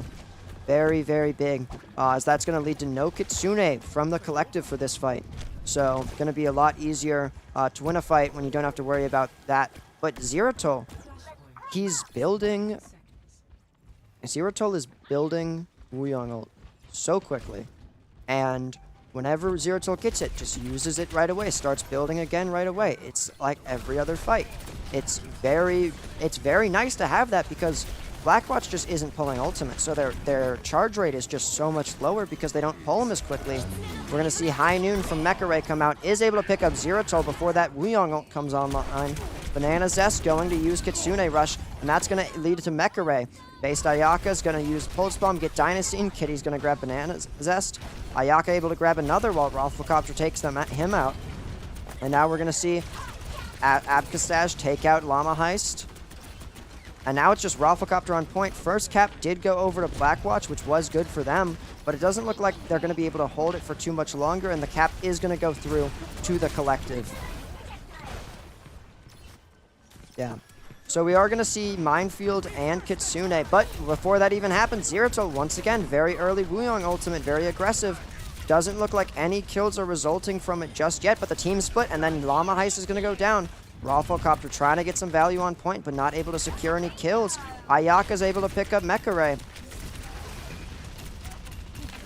Mei on the side of Blackwatch falling very low. No ice block is going to get taken out. Ayaka very low on the side of the collective, but it looks like Rafflecopter was able to get behind and flip the point, but without the collective noticing. They might be able to stall this out for a lot of percent, but it looks like the boop from that D.Va is going to stop that from happening. So Flip will go over to the collective. We're going to see Minefield come out from Rafflecopter. Mekare is able to take out Ayaka. We're going to see Zest and Ayaka fall to Mekare and Rafflecopter. Rafflecopter able to pick up Zero Toll as well. This should be that fight. That back cap by Rafflecopter very, very big, because if Rafflecopter didn't do that, the collective's in one fight territory, where now the collective caps might be a little rushed, but you're going to get another fight. And also puts Blackwatch that much closer to winning this next point, which is very big for them as well.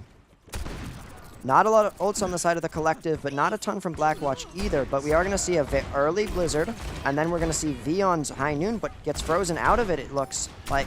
Ayaka not able to connect with the Pulse Bomb. Rafflecopter able to connect with both supports on the side of the collective, and that's going to be that point. So we're going to the final point here on Atlas. So it'll be winner take all there. And the collective used both ults and didn't get a lot from that fight. Blackwatch, they used Blizzard and they canceled an ult and were able to get kills off that Mekare, still having that Deadeye. Going to be very helpful, but it looks like Hinder going to come on to Rafflecopter, going to provide a decent amount of pressure, but Llama Heist able to take out Zero Toll, and that's just going to push the collective back more, probably lead to first cap moving the way of Blackwatch.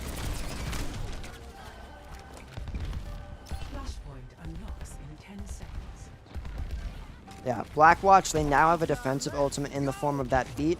The collective, though, has been ulting very aggressively, so I'd expect to see Kitsune out from them very quickly. Yep, we're going to see that Kitsune. They're moving forward, trying to possibly stop Cap from going through. Cap will go through for Blackwatch, but Abkastash is going to pick up Mekare, and then Dynasty's going to fall, so it doesn't look like this Cap is going to last very long, as Kitty then falls to Ayaka.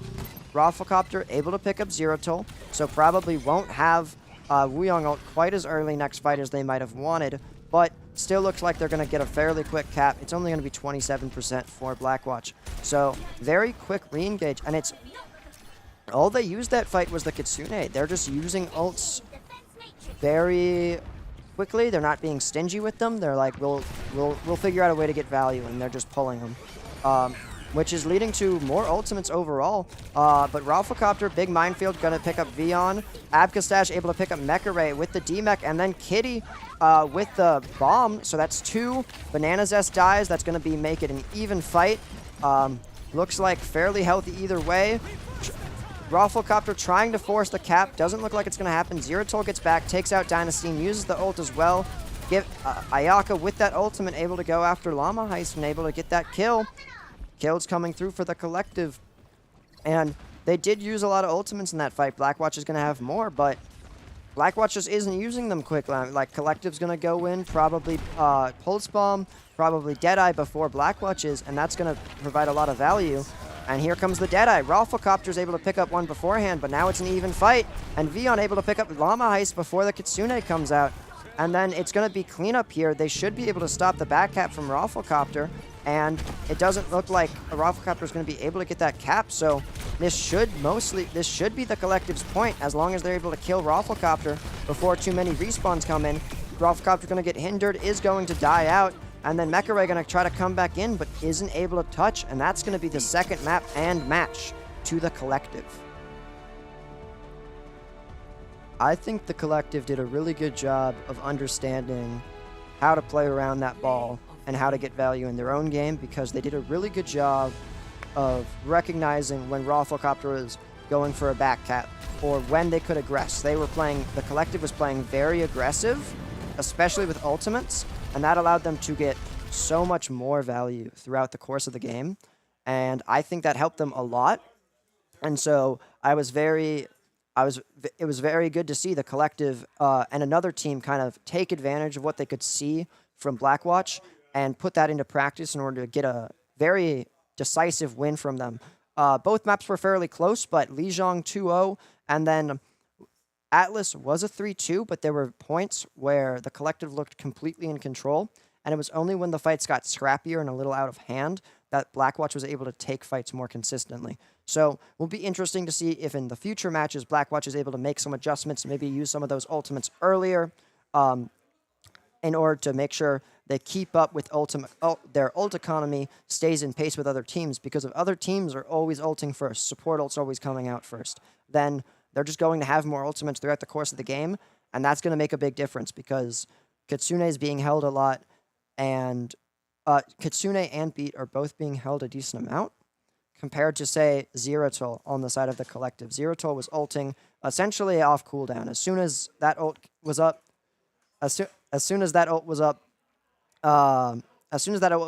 it was being used, and it resulted in a lot of picks because Ayaka would go in, try to capitalize off that ultimate, and resulted in that brought a lot of success for the collective. And whenever Blackwatch came in, made adjustments, the collective would just adjust right back very quickly, and it would lead to a lot of sustained success. So Blackwatch might have something go well for like a round or two, and then the collective would just turn it around and have a dominant point, which I think they did, which is really good. It's really good that they can adapt, and I think that puts them in good shape for the rest of this tournament. We'll be right back shortly with another match.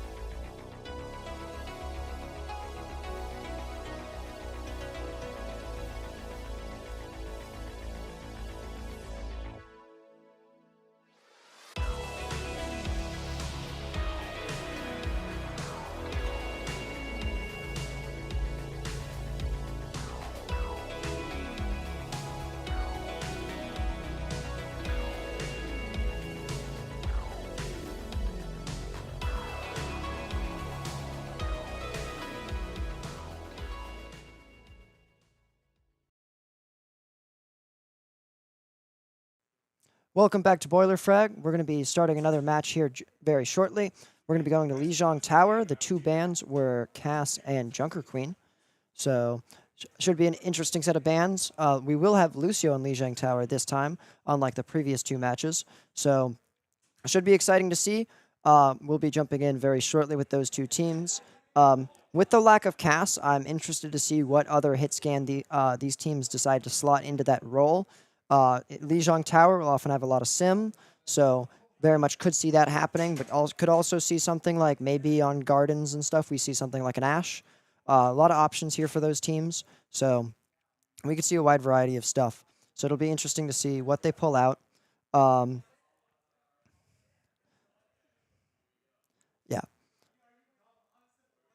Yeah, so we'll be getting into that shortly. I think Sim is probably the most likely. We'll have that, especially on Control Center. It's very good. We will be having the Collective once again, this time up against Freaks. I'm also going to be joined in just a second by another caster. Ready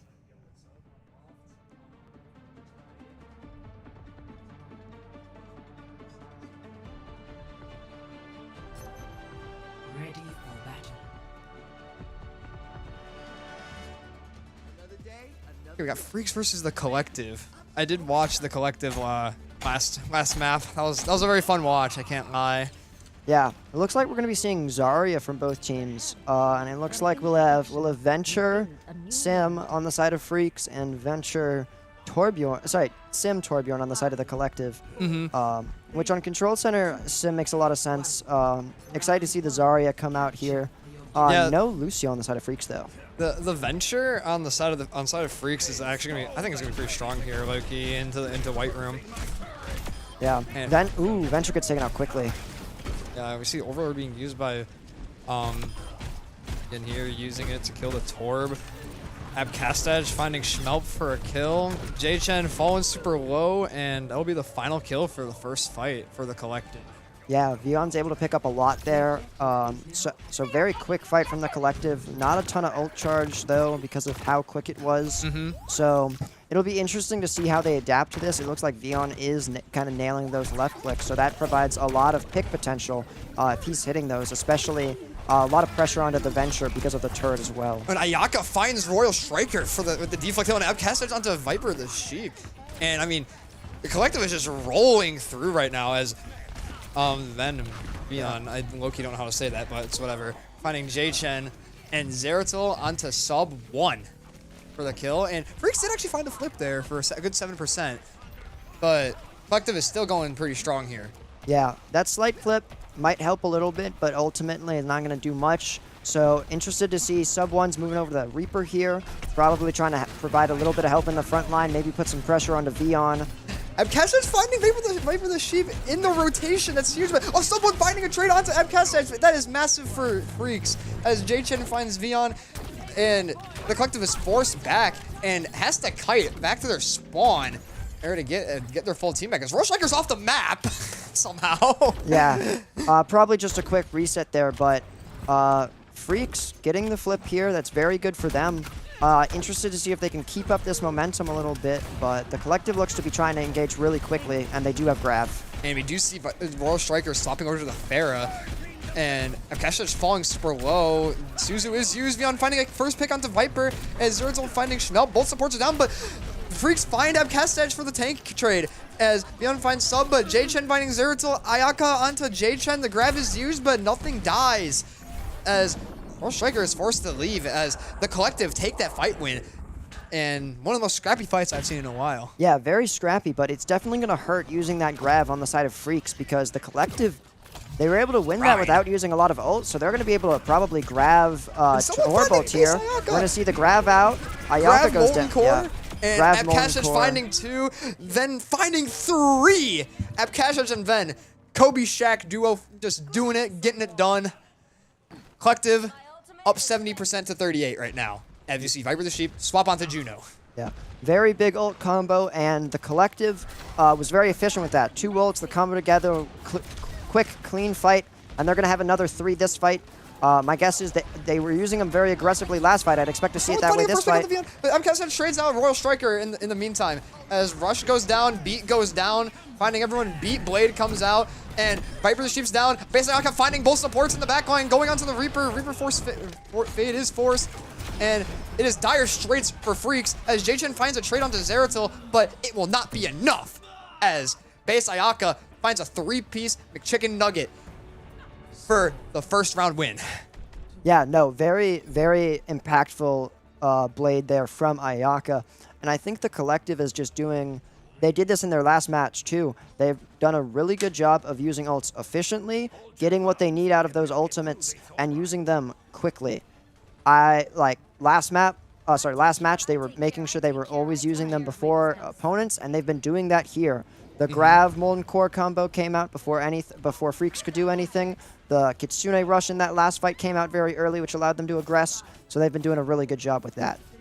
Yeah, 100%. I agree. I mean, very well played from the collective, playing tempo and picks properly and comboing. We see the Sim TP come up from base Ayaka, and we're going to go back on the Genji, hit one of his special picks, but we see a Sim TP come to point from Freaks here, playing the Rhine here, and surely you just bunker here and like you just play to live like perma on point. And we do see a stalemate coming out here, doing what just said actually, as base Ayaka goes in dashing, and Ayaka's going to fall to sub as that Sim Beam was able to just destroy him as Schmelp finds Zeratul. Abkasa trying to get a kill onto Viper, but J-Chen, I don't understand the vision there, but somehow, some way, the collective is able to win after two. Wait, there. That was one of the most confusing fights in the world. I can't lie, but it's whatever. 10% go to Freaks, but collective win the overall fight. It's base Ayaka finding two still. Yeah, the kill onto Viper was incredibly impactful because that made it so J-Chen, when aggressing, didn't really get any heals, and so was taken out shortly after. So very, very crucial kill there. And base Ayaka's dead first again to J-Shen as the Torb falling low, but has to chill, playing this corner. And the Sim TP onto point as Abkasa has 100 charge. Is he going to get this Lucio? No, yes. I mean, the Freaks get the flip, but Abkasa at 100 charge, about to get the grab. The grab, Loki's see an opportunity here. Let's see if he does it. And he does go for the grab, but the wall and the Rhine shield come out. As Abkasa is still finding two, as Zeratul onto sub 1, and Bananas onto J-Chen as Ayaka finds the final kill in the fight to clean up Viper the Sheep. As that was a swift fight win, and Abkasa is having a huge grab and finding two. Yeah, swift fight win. Unfortunately, because Freaks got the flip over, they actually don't have that much of a lead right now. And we're going to go into spawn here with Kitsune Rush. I mean, I actually really like this play, as Zeratul finding sub 1 for the first pick of the fight, and Beat comes out from Freaks as, yeah, I mean, the collective have to chill as J-Chen finds a kill into Zeratul, Schmelp onto Vion, but the Blade finding two, J-Chen and Viper the Sheep falling to base Ayaka, as base Ayaka finds a third onto Royal Striker, as the fight is swiftly won, as the collective bring it back from, I don't know, like doomed things, I guess. J-Chen with a big shatter there, but Ayaka wasn't caught in it and was able to capitalize on everyone being focused on getting those down targets with a big blade. So, very helpful. Comes out, it looks like they're going to go point, but I mean, the collective cut off their entire team. Only two people were able to get to point. Actually, no, sorry, my mistake. No, only two, actually, yeah. As Vion finds Royal Striker, and the collective is able to trade out the backline as J-Shen and Sub are, I mean, kind of just like left alone. J-Shen going for the pin, but not finding him. But Sub finds a trade onto Vion, but Abkasa is able to clean up Sub as the collective is going to get the fight back. Yeah. I'd like to see the collective maybe try and stop this TP a little bit because it's robbed them of a lot of percent. If they haven't let those back caps come through, they've won at this point. They're looking to hold spawn here, collective. I mean, they're going for, they have grab and they know that they have a better beat, so they're going to look to play aggro. And actually, they're going to play for the TP, actually, as Freaks aren't going to do the TP now because they realize that. And we have a grab here. Is the grab coming out? No, the Sim wall's out. Best ult in the game. You're going to have to chill for a little bit. Yeah. As both DPS ults come out from Freaks, I mean, you're collective, you're glad to give the point here. You get it to 99, and you're in one fight territory. One grab wins the entire game, and the grab is out, but we do force the Juno ult as nothing's gonna fall, and we have an aggro beat coming here. This should be a very quick fight when it's base Ayaka finding both supports, and Sim TPing away onto Jay-Shen. Zeratul finding Royal Striker as this is dire straits for Freaks right now, as basically Aka finds sub and Jay-Shen is the last to stand, but he will fall to Vision as the collective take map 1. Yeah, no, that was especially that last fight was very cleanly played by the collective, acknowledging, okay, they're committing multiple DPS ultimates. Both of them are on a timer. They're not going to aggress into us if we are not on point. We have a big lead. It's okay for us to just walk away for a little bit, re-engage with a big Graviton Surge. They don't have anything really to deal with it. Yes, the Juno ult was able to come in and provide some healing, but with all of the team putting pressure on it, you're not generally going to live a Grav just because you have Juno ult. So, yeah, I mean, it gets so many resources out, and also the collective actually had like an aggro beat to play because they know they have better beat. So they're like, let's just go all in, use the Grav, get resources out, and then the beat to just finish everyone off. I mean, beat's one of the best ults in the game. I would argue it's the best ult in the game because it's so versatile in that aspect. But I mean, yeah, they just played the tempo correctly of the fight. I mean, yeah, no, they played it really well. The collective did a very good job of staying like one step ahead of Freaks for a lot of that fight. So for a lot of that map, they were ahead of ults, and they did a really good job of knowing when they couldn't win a fight, like knowing they're dedicating these resources. Let's take a step back and then re-engage after we get those resources out. They knew how to bait resources and then go in with a resource advantage. And when they had a resource advantage, they pressed it really quickly. Mm-hmm. Yeah, 100%. I agree. I mean, just very well played from the collective with tempo. I agree. Yeah. We'll be interested to see next map. I'm not 100% sure where Freaks would go. I don't know if they'd want to lean into the Brawl just because it seems like the Brawl's going the collective's way a lot right now.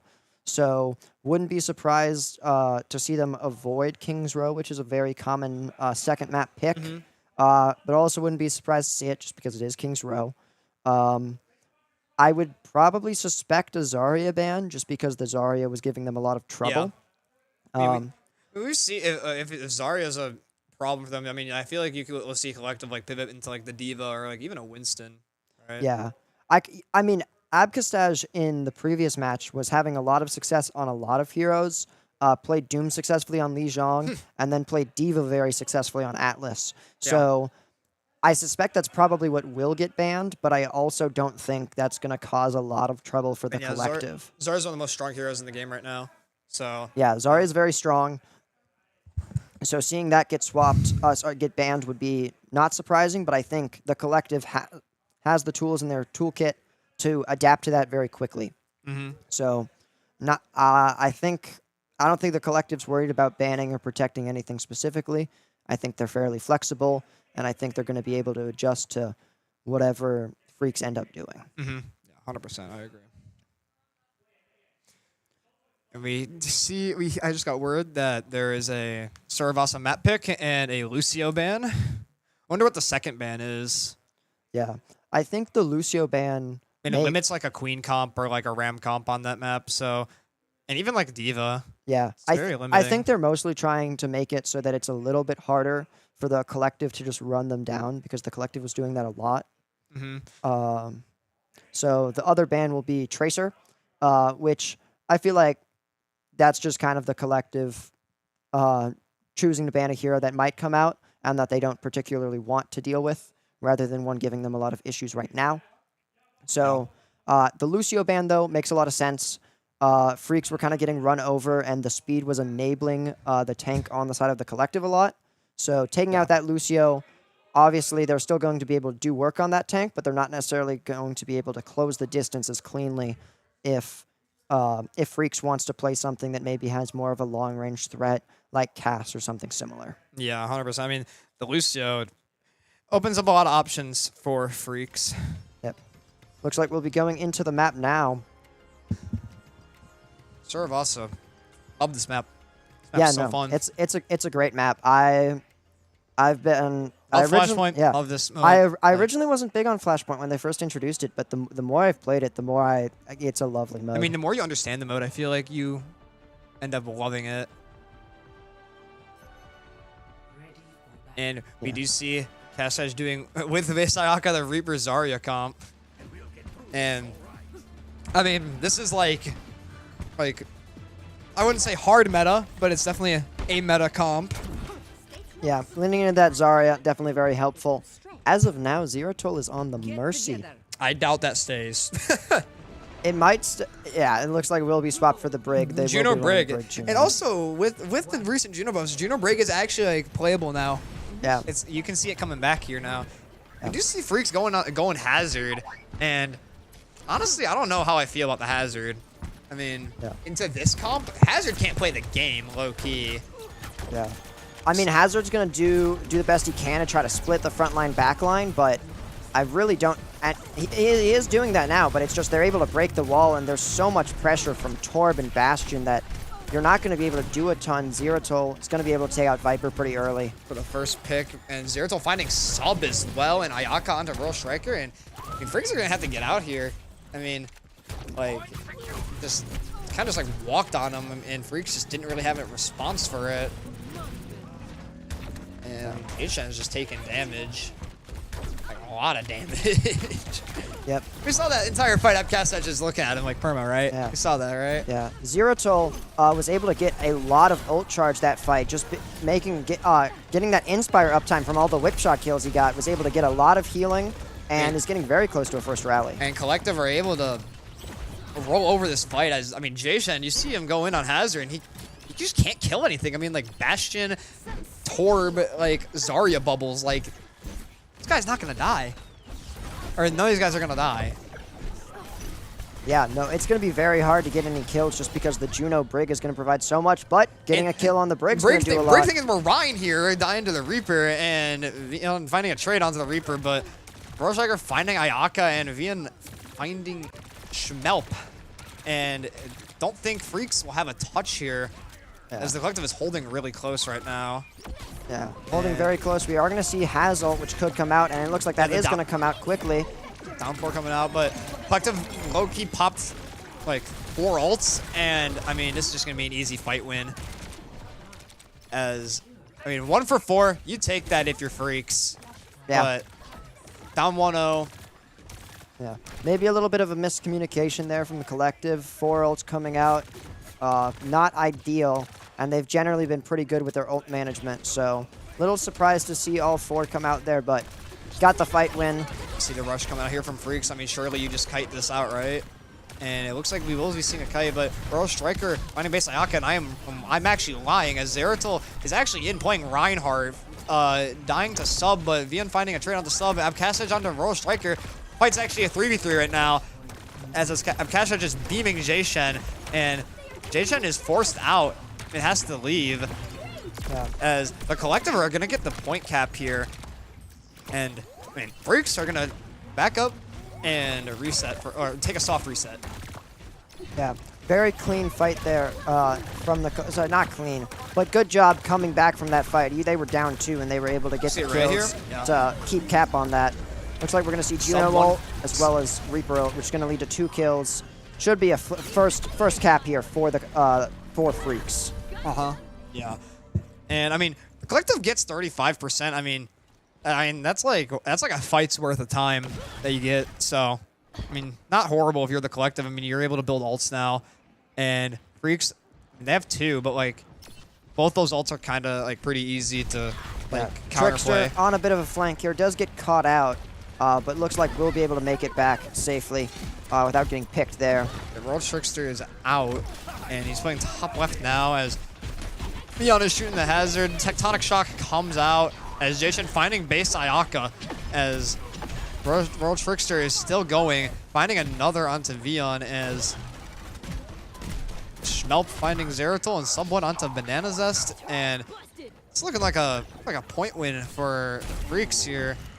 I mean, unless you get a touch, but Freaks are holding close here. Yeah, touch going to be hard too, especially with downpour being available, and they're going to rush very early. Yeah, they're going to rush their spawn, as Jay-Shen is just getting gunned down by Bastion, as Zeratul finding Schmelp and Royal Trickster finding Vion, and they do get and Collective do get the touch, as Vion finds Viper the Sheep as he dies, and the point cap goes to the Collective. Yeah. And Zeratul falling very low but living as the Bastion ult comes out and finding nothing, but it's fine. And did you see Collective holding close here? Ring is out. Passage beaming the hazard as the downpour does come out, and Passage is trapped, but Zeratul finding Schmelp as basically falling very low. He's staying up as Passage finds sub 1. World Trickster falling in their spawn, but Viper finding Zeratul, but Vion is good for the trade as the Collective are up 2-0 on this flashpoint. Yeah.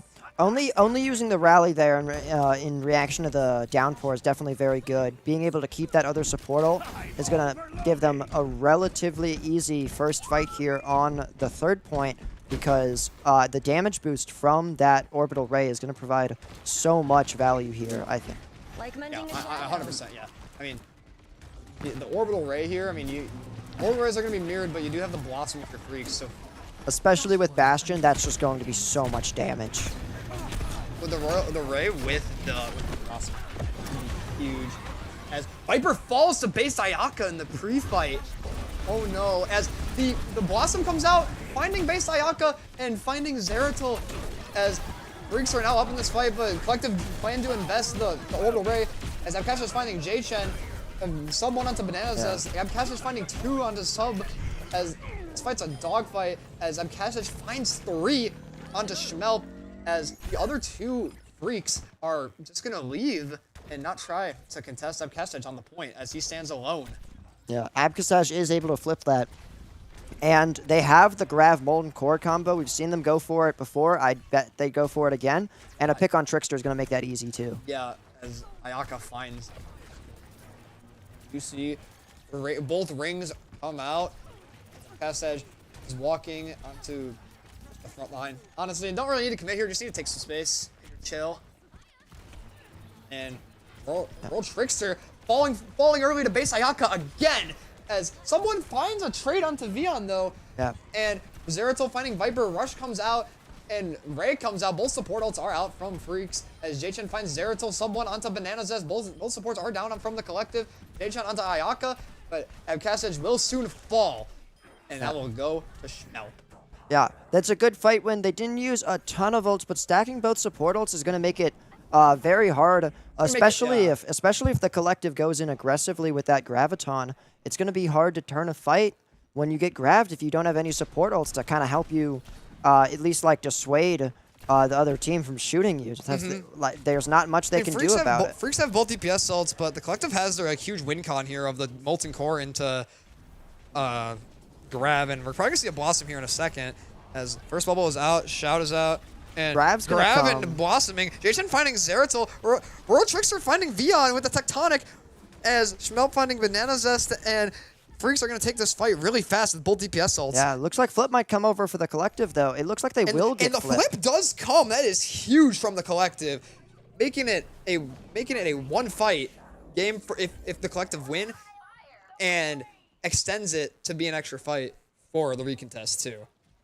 Yeah, very clean fight, though. You're very happy to get both of those ults out of the Collective and still win. Like, Molten Core Grav combo for 2 DPS ults, you take that every day. Yeah, I mean, Freaks still have the Rampage, so this is going to be low-key kind of hard for the Collective as long as... And we're going to go fast with the rally here, as playing Ryan again, and the Rampage comes out finding Zeratul, as J-Chen finding Vion, but the Blade comes out. Ayaka finding World Trickster, as Abcash is good for 2, finding the backliners. And you see Ayaka onto the Reaper, as he's just going to chill and wait for his deflect, go for the 1v1. The Wraith is out, the dash is good, as Ayaka finds sub, and Ayaka onto J-Chen, and that will be a swift 2-0 victory for the Collective on the map and the game. Yep. Very, very clean play from the Collective, especially on the back of Abcassage. He's been doing a very, very good job. He's played very well in both of these last 2 games. He's gotten a lot of value, and he's been able to turn a lot of fights that otherwise maybe would have gone the way of Freaks, or in the last game the way of Blackwatch.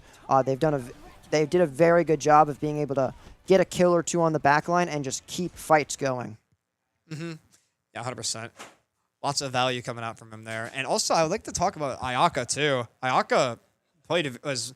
I mean, his Genji engages were really good. I mean, and also like playing as the bait for the Hazard early on with the Bastion turret. Like, I mean, the Jay Shen couldn't do anything on Hazard there. Yeah, Jay Chen struggled a lot. Like there were moments where he had Hazard at like very low HP, and then did the normal Hazard thing of switch to guard to like reduce damage and try to finish it. But because Bastion was being supported, Bastion just gained health the entire time. Yeah, and he then also has just damage shredded. resistance in the turret. Yeah. Oh yeah, I mean that entire comp is really hard for Hazard to play into, especially with the Torb as well and the Zarya, just the bubbles, and then Torb has overload to just perma-live. So Yeah. it's definitely hard for him. Definitely hard. Did a good job. Valiant effort overall, though. So happy to see both those teams, the collective with their second win of the day. So moving into tomorrow with the bracket, they're probably going to be fairly well situated in that, as they've been doing very well so far today. Yeah, 100%. I agree. Yep. And I mean, what else was I gonna say? I mean, you also saw like with Saravasa, right? I mean, you banned the Lucio, but they still played the Juno, right? They tried out the Juno Brig, and with those new patches, Juno Brig's pretty solid. So I mean, definitely very good at adapting, like we said they were. So Yeah, they That's made good adaptations. And we'll be right back in a little bit for some more matches with Boilerfrag.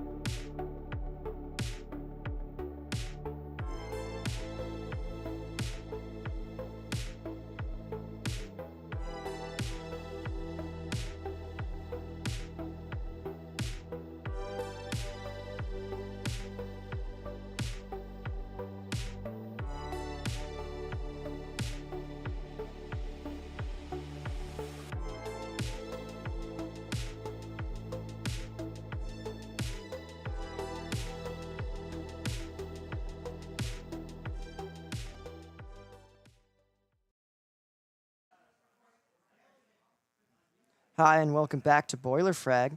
We're going to have another match up in just a few minutes. It's going to be between Freaks and Null Sector. We're going to be going to Lijiang Tower with Reaper Band. My name's Revolve. I'm Ice, and we're just going to wait and see what happens. Yeah, both these teams on the past broadcasted matches have lost, so we're going to be seeing one of them get a win on broadcast right now, which will be very exciting to see. Null Sector had some very impactful players that had a lot of picks and a lot of kills throughout fights. Flu was getting a lot of picks. Shaheen was getting a lot done, and Freaks was also had a lot of potential in that last game against the Collective. So we'll be interested to see what actually does come out on these during these fights. Right now, it looks like we have Echo Tracer on the side of Freaks, and then Sim Genji. Although the Sim is likely just a TP at the start, will likely go over to Tracer, as that was what Shaheen was playing last game. We're looking to see Brawl versus almost a dive comp from Freaks over here. Yeah, TP just from spawn and back over to Tracer right now. Yep. Jay Chen charging up a punch early, isn't able to connect with much, is trying to go out, does take a lot of damage on that initial engage though. There's a Tracer over on the flank for Freaks right now, Yep. trying to get some little damage. Olivalu kind of fishing for knives here, isn't quite able to connect with them. We're going to see Jay Chen go back in a little bit. Schmelp going a little low on the Wuyong. Shout from Olivalu to try and chase that. Wuyong is taken out by Olivalu, but Trickster able to pick up Roman at the same time, so it's 1-1. Olivalu taken out by a big string of stickies from Trickster, and it looks like we're getting kills each way. Sub 1 dropping a little low here, but Shaheen able to be taken out by Jay Chen coming back on the Doomfist, so it looks like we will see first cap moving a little bit towards Freaks, but not quite to them yet, and they will get first cap. It's a very close first fight over here. Just trades from both sides. Honestly, I don't think that was really definitive for either team.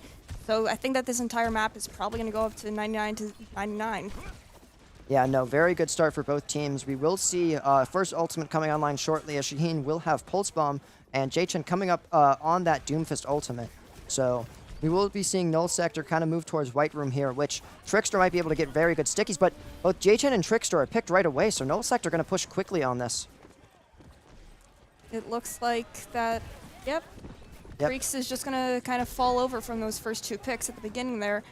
And Null Sector didn't even have to use any ults, nothing that fight at all. And they're coming up on two really important offensive engage ultimates there, Tidal Blast and Pulse Bomb, which can be a deadly combo if used together, just due to pure... Jay Chen moving in quickly, playing very aggressive because he does have that Meteor Strike, but Olivalu able to pick up Viper. We're going to see Wuyong ult used, and it's going to be, but Wuyong taken out by that Doomfist. Meteor Strike taken to heal up a little bit and do some damage. Roman dropping very low on that Genji. Isn't quite able to be finished off, but Shaheen does get finished off with that punch. Jay Chen, though, not able to do a lot to stop his team from dying around him, even if he is getting those kills. And these kills are continuing to come through for Null Sector, as it looks like they will continue to stay ahead in this map right now as Trickster gets finished off on point. I think that every single ult so far has not gotten any kills for both teams, actually. And I think it's just been pure skill to evade all of them from different characters, because even though the Wuyong got picked off, he still managed to get it off in time. But looks like we're coming up on 2 ults for both teams, or actually 3 ults for both. 3 ults for Null Sector and for Freaks. We'll see how it goes, though. Yep. It looks like we're going to see an early Wuyong ult from Freaks moving in with that on the Doomfist. Jay Chen is able to pick up Kiri off that back of that ultimate. Tracer trying to harass Schmelp, get that kill. Sub 1 is going to die. Big Rampage coming, is going to connect with multiple supports, and Shaheen and Olivalu are going to be able to pick Schmelp off of that, although Olivalu is going to go down as well. Trickster able to pick up Shaheen, then dies to Dragon Blade, which is going to catch Jay Chen as well, and that should be enough for Null Sector to hold on, as Viper's going to die to Flu as well. So at this point, it's just going to be contesting for Freaks. Yeah, and I don't think that... Oh, there goes Roman. Yep. Schmelp is able to get that touch, but it's now even, as Roman and Schmelp are both gone. They do have Kitsune Rush for Freaks, although Jay Chen needs to survive right now in order to make use of that Kitsune Rush. Oh, is going to die to Pulse Bomb. Kitsune Rush does get off, but it's just sub 1 on point. Not going to be able to do much as they will be quickly focused down. And Schmelp going to try to get back in touch, but it's going to be a tough task for them to get on point in time. And they will not, and that will be round 1 going the way of Null Sector.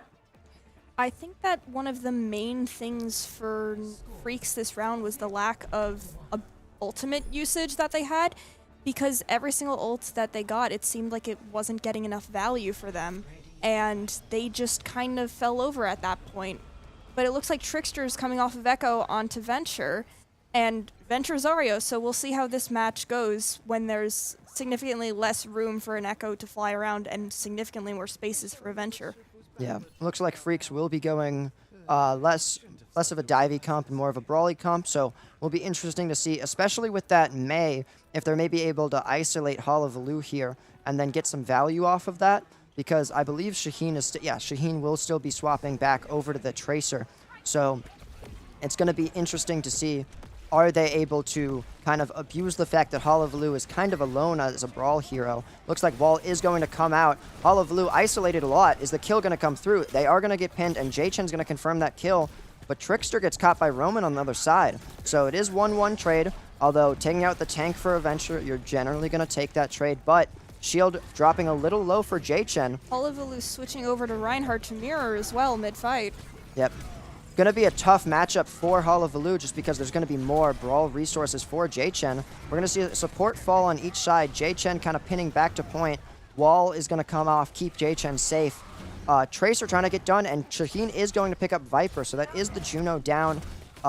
And Trickster is going to fall again to Hullabaloo on that Reinhardt. Although recall is forced on Shaheen, there's a lot of low health characters for Null Sector, but they are managing to live so far.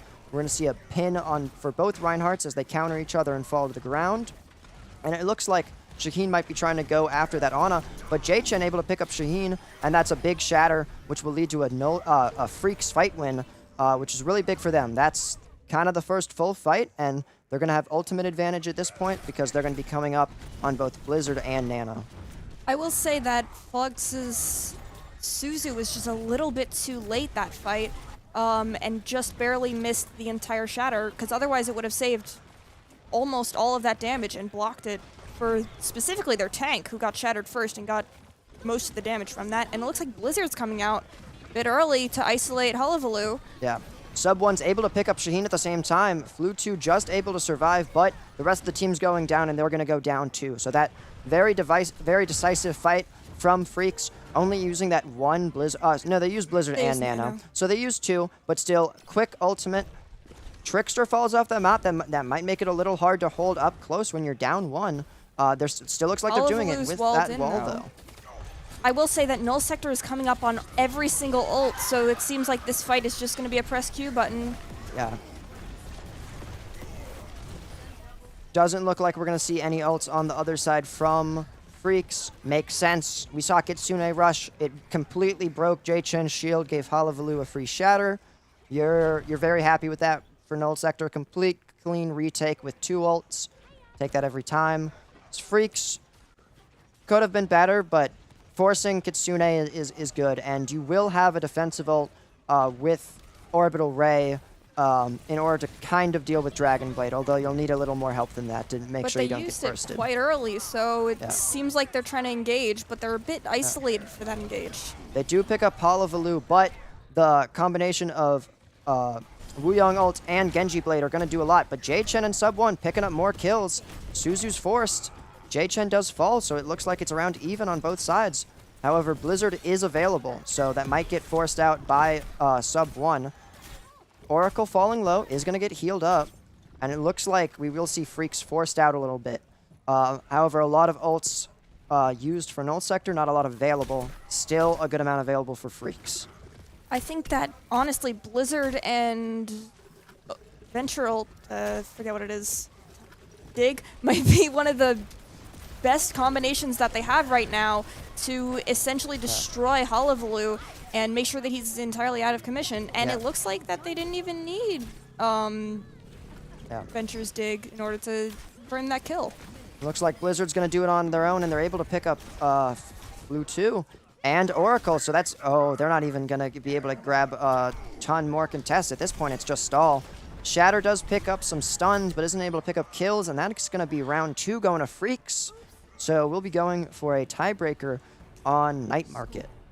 I think without that last charge there, or without that last charge counter by Freaks, they might have actually gotten a touch there from Null Sector, because with the Mei down from wall, with the Mei down and not able to wall, he could have charged and hit point, and they might have been able to recontest, but that charge there from Jachin was good at countering it. Yeah. I think Freaks is definitely going to try to very much lean into this brawl going into Night Market. Night Market, you can kind of run more divey stuff like you would on Gardens. You can also run more brawly stuff like you would on Control Center. With how Control Center went for them, they're definitely going to want to lean into that brawl a little bit, especially since it will still be Genji Tracer on the other side, makes Hullabaloo's job of keeping up with that tank trade a little bit harder, since you're not going to get Venture Drilled or Mei Frozen or Mei Walled. And it looks like Null Sector is trying to take the back way to point, which leaves their supports pretty vulnerable to boops from Oracle potentially, but Oracle and Roman able to pick up kills quickly, and that's going to be a very quick first fight for Null Sector as they're able to pick up some picks and just move forward off of that. and Hullabaloo's already 60% to Shatter, so it looks like they might have a really early ultimate that can essentially shut out half of Freaks' team, depending on how they place it. Yeah, I'm not sure if Jachen's going to be expecting that ultimate, so He's also pretty close to Shatter now, too, after some of those hits. yeah. Mayblock is forced, but Roman's able to pick up Viper on the back of that, so that's big kill. Sub 1 able to pick up Oracle, but Oracle then takes Schmelt. Trickster then takes Hullabaloo. We're seeing kills both ways. It's even right now. Flu 2 dropping very low, and another trade. Roman is able to pick up Royal Trickster, though, so it is a little bit more towards Null Sector right now. But we will likely see a pretty early recontest for this because of how many players died. Yeah, considering how early we all are, considering how early they all got picked, at the very least, it's going to be pretty staggered from both teams right now when they're coming back from spawn. Freaks a little split right now. We're having Venture kind of go after Tracer a little bit, move him a bit to the side. Hullabaloo is going to have Shatter at this point, probably letting it loose soon, but also dropping very low. Roman's able to pick up Sub 1 in the meantime. We do see Shatter from Hullabaloo, not picking up a ton, but Roman's able to pick up Shelp, and there's a much bigger Shatter from Jachin, but it's not going to matter because pinned by Hullabaloo and just completely shut down, which is going to lead the fight to going the way of Freaks, even if Trickster's able to pick up Flu 2 on the back end. I will say that even throughout all of this, Freaks has not really had the ability to touch point or even intend to take fights on point, even though it's 75, and it seems like they have not as many ultimates as they would like for this fight, at least available right now for an engage. Yeah. Freaks will be coming up on 4 ults here, so if they're able to get this fight lasting a while, then they might have the advantage here, but we're going to get an early Kitsune from Flu and an early Blade, which is going to take out Sub 1, get rid of the Blizzard. Jachin does then get Roman. Looks like split half and half right now, but they do need to make sure they are actually able to touch point in time, which they do get. We're going to see the Venture ult now coming out from Trickster. Is able to get Shaheen on the Tracer as well as Flu 2. They might be able to flip this. It seems like just Jachin on point, though. So Wooyoung coming after them is able to get that kill. But Sub 1 able to contest. And Oracle doing an emote on point. Yeah, caught being a little cocky there. Is killed. Roman does pick up Viper, though. So it's just Sub 1. And Sub 1 does fall. Are they going to be able to get another touch? And they will not. And we're going to see Map 1 go to Null Sector.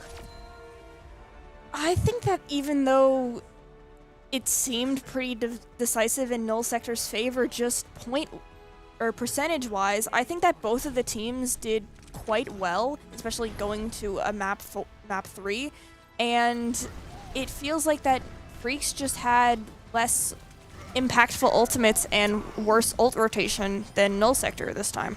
Yeah. I think heading into the next map, we're probably likely to see specifically, I'd expect King's Row as far as map pick, just because they had more success on the Brawl-centered map. And so with that Brawl-centered map coming up, with that Brawl-centered map going well, they're likely to go to another Brawl-centered map. King's Row is an incredibly popular one, so I'd expect that to be their pick. And as far as bans go, probably Tracer. They're not playing a lot of Tracer. Shaheen's playing a lot of Tracer. So that'd be what I expect coming from Freaks in order to adapt and try to win this next map. But really could be anything. Sometimes teams like some odd map picks that you wouldn't initially expect. I think at the very least they're planning to either protect Echo or Venture in this case, because Trickster has a fairly good Echo and was doing quite well and taking some angles on Lijiang. But it depends on what they're going to plan on protecting for that. Whether they pick a DPS that they think that Null Sector will play, or whether they're going to pick a kind of more annoying character like Widow to ban on so that they don't have to deal with them on defense for first picks. Yeah, no, I think that makes a lot of sense. If I'm Freaks, I'm probably thinking of trying to get rid of one of their DPS's strong suits, since the fact that they played Tracer Genji on Control Center makes me think they're very confident in those heroes, and they very much like playing those heroes. So taking those away when you're not even swapping on Control Center makes a lot of sense to me. But we will be going to Runasapi for this next map, which I think is an interesting pick. Runasapi is a very fast-paced map. I think you can definitely run Brawl on it, but I think it's also quite strong for Genji, which is something that Roman's running a lot on the side of Null Sector. So a little bit of an interesting map pool, but a game without King's Row, I'm very happy to see. So seeing some new maps. Hasn't been a lot of Runasapi today. So I think at the very least, Runasapi has a lot longer sightlines than most maps, so they're likely going to go a character that can take advantage of that. I don't really know what their DPS lineup is going to look like, but they're probably going to also try and avoid going a similar Ana that they did on the maps in Lijiang, purely because although it has long sightlines, it also has a lot of enclosed spaces, so it's more likely for an Ana to get dove, especially if they're running a Genji or a Tracer like last time. yeah, no, it'll be interesting to see also what tank specifically Freaks is trying to run here, because from the last couple maps that we've seen Freaks play, J-Chen's played a lot of different things. They've played Doomfist, they've played Hazard, they've played Reinhardt, so not entirely sure what they're going to actually try to play here on Runasapi, since it seems they're fairly flexible. The bans are Tracer and then Hazard, which I think makes a lot of sense. J-Chen played some Hazard in the previous game, and Hazard can generally be fairly annoying, and then the Tracer ban just makes sense to try to get Shaheen off it, as Shaheen was definitely a pain in the backside of Freaks a little bit.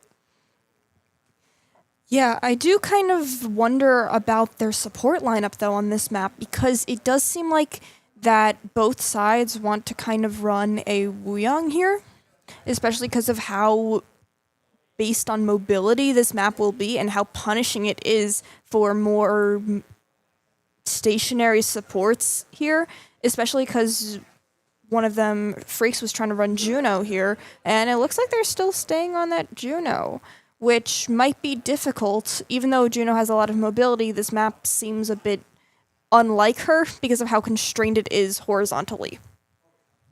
Yeah, I think the Null Sector support comp makes a little bit more sense trying to run this Brawl style. Freaks can definitely make it work, but Null Sector is going to have a much easier time, especially with the Kiriko to directly counter the Ana nades. It's going to be a little hard for this Ana Juno comp to find as much value as that Lucio Kiri, I feel. I do think that we're going to have some sort of two kind of cores going on in Freaks, where we have J-Chen and Sub 1 kind of working together to pressure the front line and trying to maintain their back line. But it seems like there's already some stuff happening on with the front line. Sub 1, Wraith is forced early, but we also see Suzu forced from Flu 2. Halavaloo dropping very low on the Junker Queen is going to be taken out by J-Chen on the Zarya. J-Chen doing a lot right now. Got Roman low, followed up by Schmelp, and then Sub 1's able to take out Shaheen. Very quick first fight win for Freaks, which is a very good sight to see, especially after dropping map 1. So you're definitely very excited to see that. I think J-Chen on the Zarya, will trigger the Zarya swap from Halavaloo. And we're also going to see the Reaper swap from Roman, and then Flu 2 is actually going to go over to the BAP, which is a little surprising to see just because that gets rid of the Suzu for Ana nades. I think that they're relying on the immortality to keep up their entire team for a longer period of time than Suzu, because although Suzu is more for taking out small bits of damage, Freaks seem to be putting out more consistent damage, and it seems like Freaks are going to win this fight Yeah. 2 picks. Jade Chen's able to move in on that. They were able to take out Hullabaloo early, even through Immortality. I mean, it probably did keep them alive longer than Suzu did, but it wasn't quite enough. And Jade Chen was able to just keep walking forward with an M1ing and mowed down a good bit of null sector. I think that with the Echo, it's going to be actually significantly more... Oh, it seems like Oracle also swapped to Wuyang, but Echo nades are going to be a lot more potent here because they can't waste Immortality on just one person. Yeah, Shaheen is able to get Viper and then forces Wraith out from Sub 1, but Sub 1's able to take out Roman, does then drop. A lot of low players on the side of Freaks and Null Sector. Shaheen drops to Jay-Chen. Jay-Chen's still alive, though, and has a support. Well, not anymore. Oracle's able to take it out, but still very high health Jay-Chen, very high charge as well. So Jay-Chen going to be trying to hold down, at least stop a good amount of push, maintain close spawns, has the Reaper now, so much more confident approaching this pair right now. And Sub 1 has that ultimate, so probably going to be looking to go in with it fairly shortly. I will say Freaks does seem to have an ultimate advantage just because of how many switches Null Sector had to do. Even though Null Sector did use some ultimates last fight. Oh, and there goes the Reaper ult, not really catching anyone, but actually... Is able to force Lamp and get another kill, and then Trickster follows up and gets the tank, so you're very happy with that if you're Freaks, especially following up and getting that Reaper.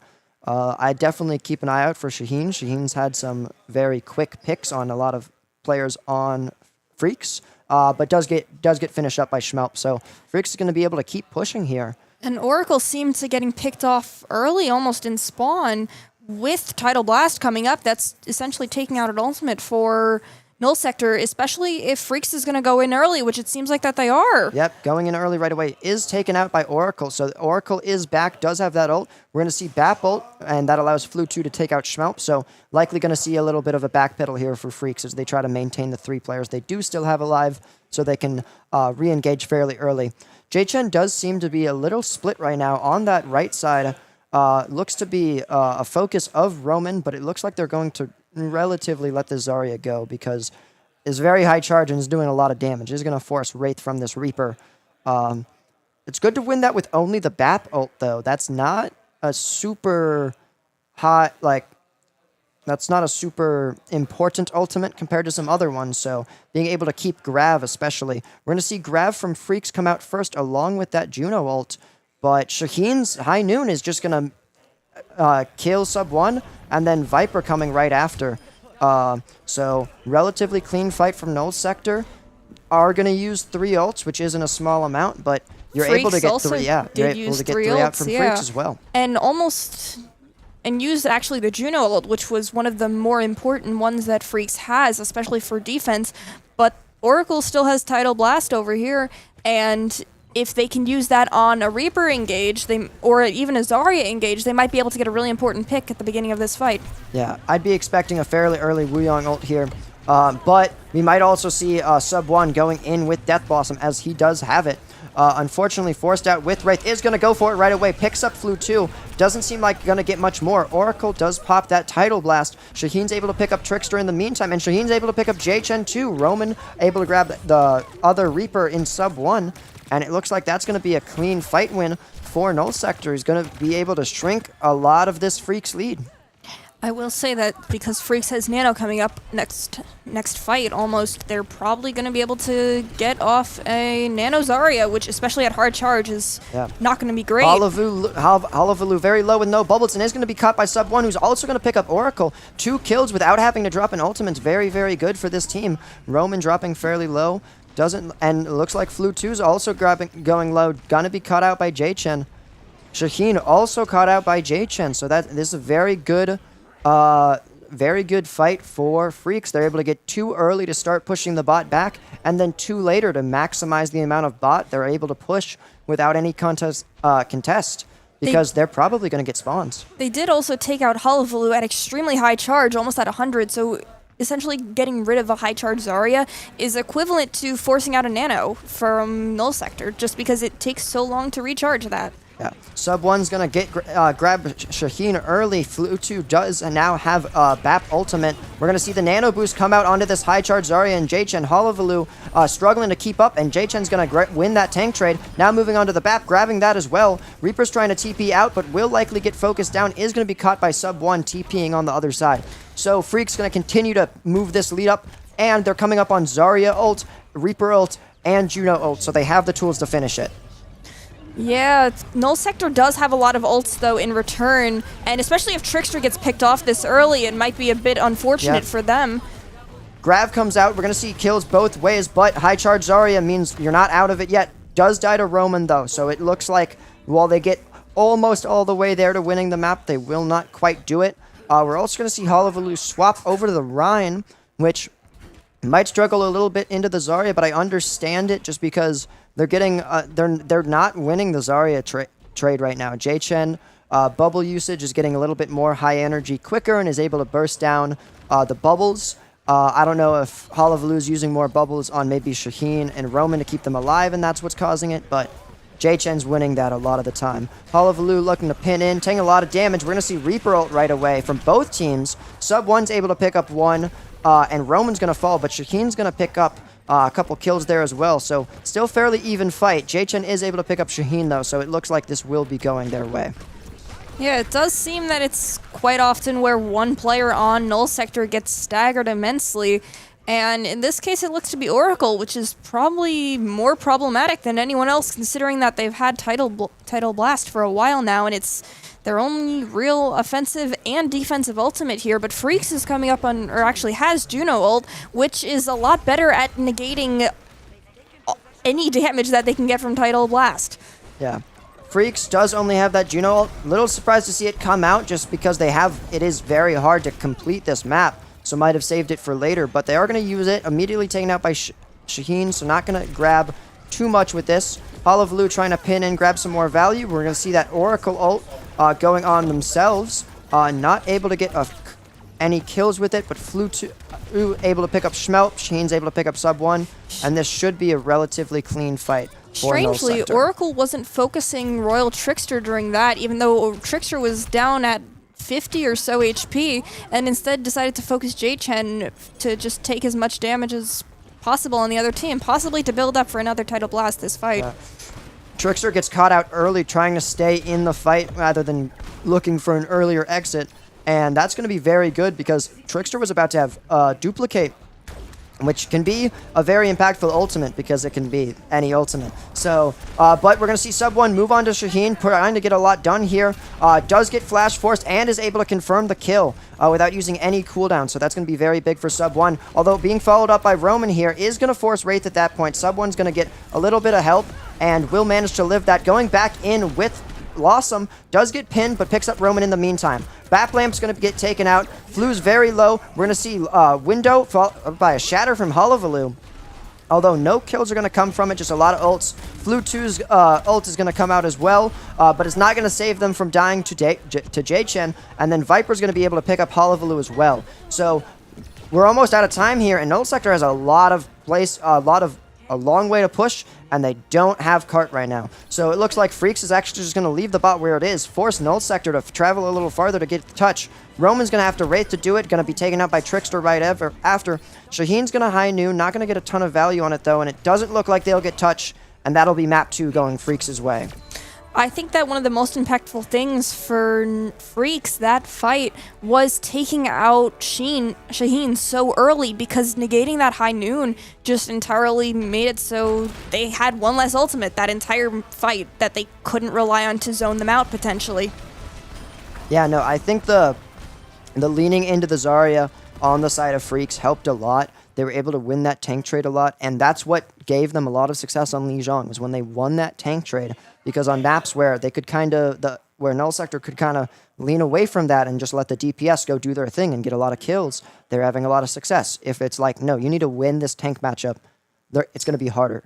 So I kind of suspect a Zarya ban from the side of Null Sector, just so they don't have to deal with that, since there's not a lot of tanks that can force you to try and win that tank matchup as well as Zarya right now, which I think makes it a lot harder for Freaks to continue to win.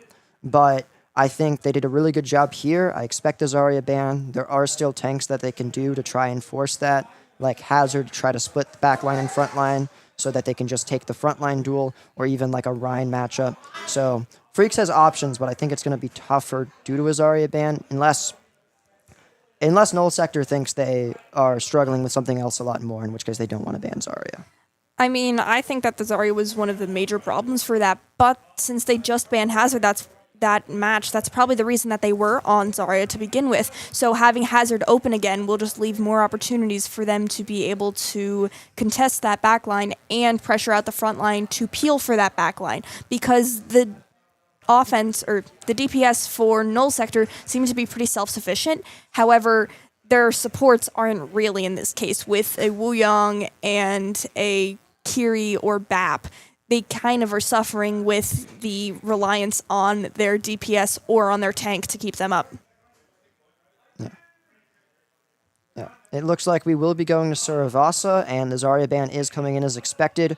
Looks like the other ban is going to be Kiri, so it will be interesting to see what they do with that. My guess is they're probably trying to force Brawl yet again, even with Null Sector going to Suravasa. My guess is Freaks is still trying to force that Brawl. Kiri, very good in a lot of dive comps as they're very mobile, have a lot of options. So trying to restrict that kind of forced Flu 2 onto Bap or Ana, less mobile. Try to keep that Brawl mirror because right now they're winning it. They won it on one point in Lijiang, and they definitely won it on Runasapi. So if they're able to maintain that with either a Rhine, Ram, maybe even like a little bit of like a Hazard Brawl, I think Freaks is in a very good position to win this match.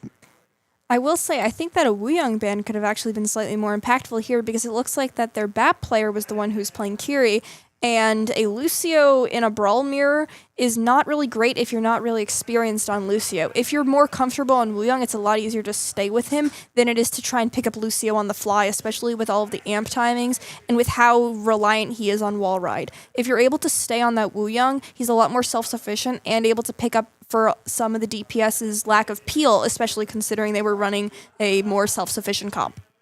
Yeah, I think that makes a lot of sense. But I also think that most of these teams really haven't been running Lucio. And so I think, like, leaving the Wuyong's okay, but I think they're confident in their supports having the upper hand here. Freak's currently on the Juno Lucio setup, although I kind of expect that to change. Double speed doesn't feel like it makes a ton of sense. But the Kiri ban is making a lot more sense now as J-Chen looks to be locking the Junker Queen, likely due to that Zarya ban deciding we're going to run Junker Queen, so let's get rid of Kiriko so Rampage is able to have full effectiveness without getting cancelled by just a standard cooldown. Considering that Schmelp has been on Ana, though, I am shocked that they're going to Lucio. Although I do understand, because this map is a bit annoying for Ana players, considering how tight it is for sightlines and how much you can get dove by certain DPS like Null Sector has.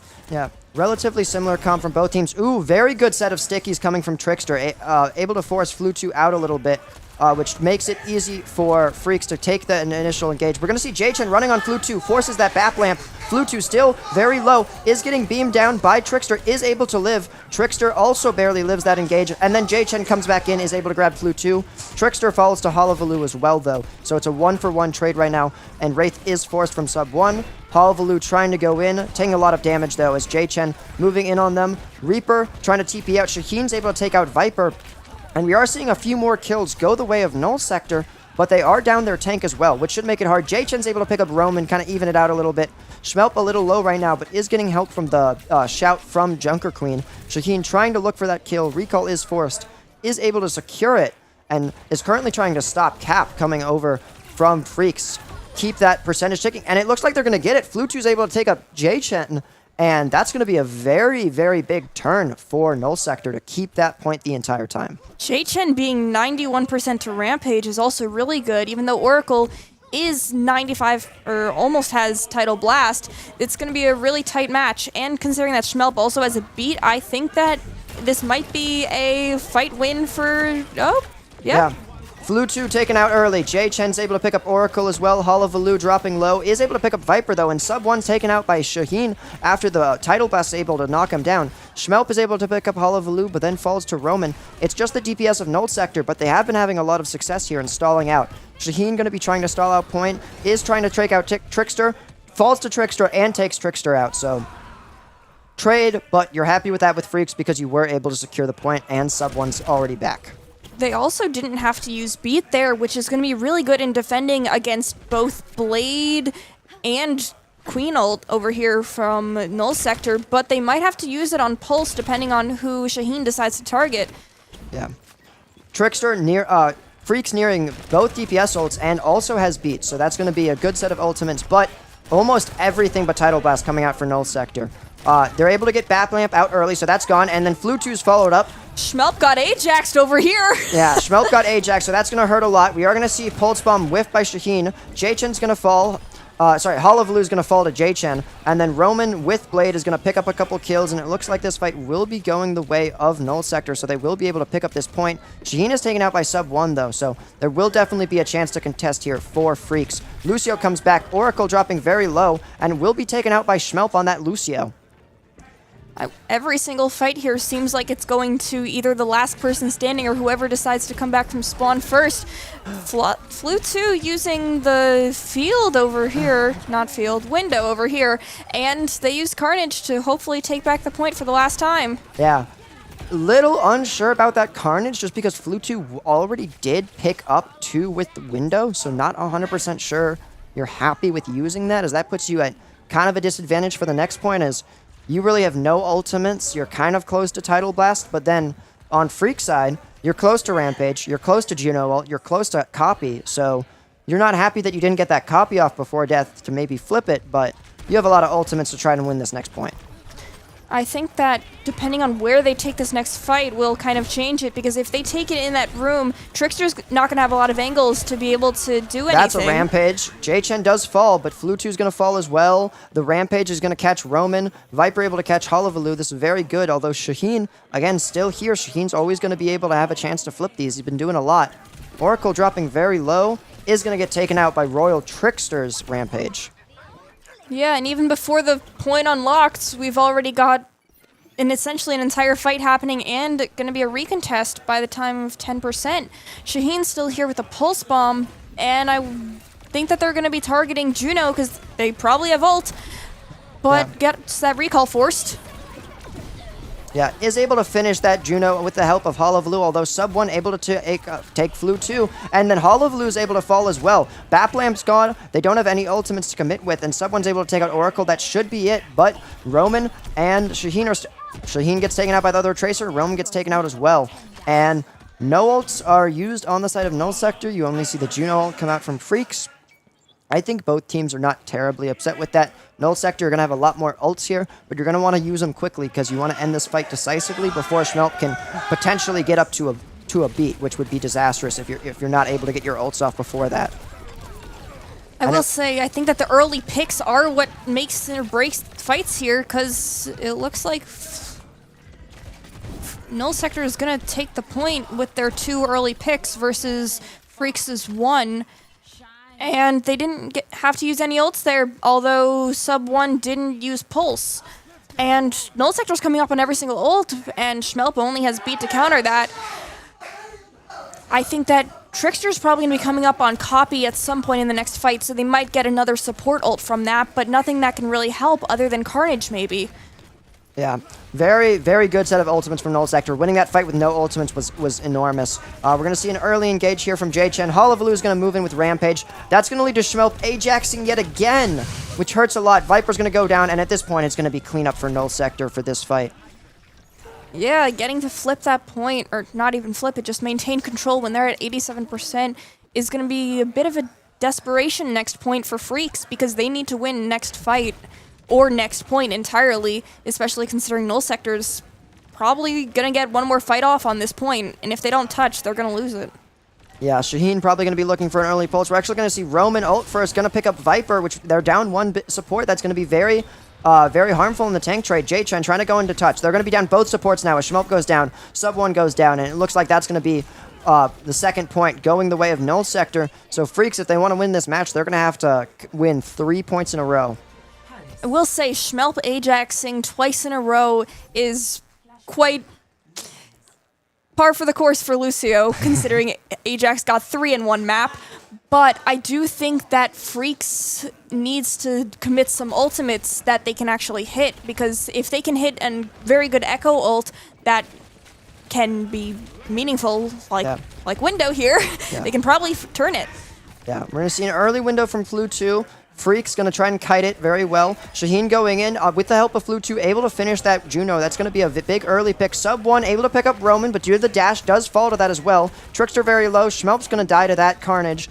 And it doesn't look like too much is going to go the way of Freaks right now. They do commit Duplicate, but it's not able to actually get the Rampage off. So that's going to be, I mean, there's a little bit of a stall here, but there's no percentage, so not going to gain a lot of that. Maybe not happy with your 2 ult commitment if you're Freaks. Sub 1 also both not hitting anyone and dying to their own pulse bomb is also probably an issue, but seems like Trickster's going over from Echo to Venture over here, probably because of the closer sight lines and due to the lack of space that Venture has here, especially on the point. Oracle seems to be coming up on Tidal Blast, so it's likely going to be used at some point this fight, either to benefit Shaheen or to just get a quick kill, and Schmelp is down. Seems like J-Chen might have to use Carnage here in order to get a kill to trade. Schmelp out already. Oracle going to use Tidal Blast. We're going to see Viper down as well, so that's no supports for Freaks. Trickster's going to fall next, and that's going to be another clean fight win for Null Sector, only using 1 ultimate. So Freaks, you have Rampage. It's a very big ultimate, but Null Sector has it too, so you need to make sure that you get more value out of your Rampage this fight, or that's going to be wraps. I think the most benefit that Hall of Luke can actually get out of Rampage is waiting for Viper to throw down Orbital Ray and then carnaging as many people as they can. Yep.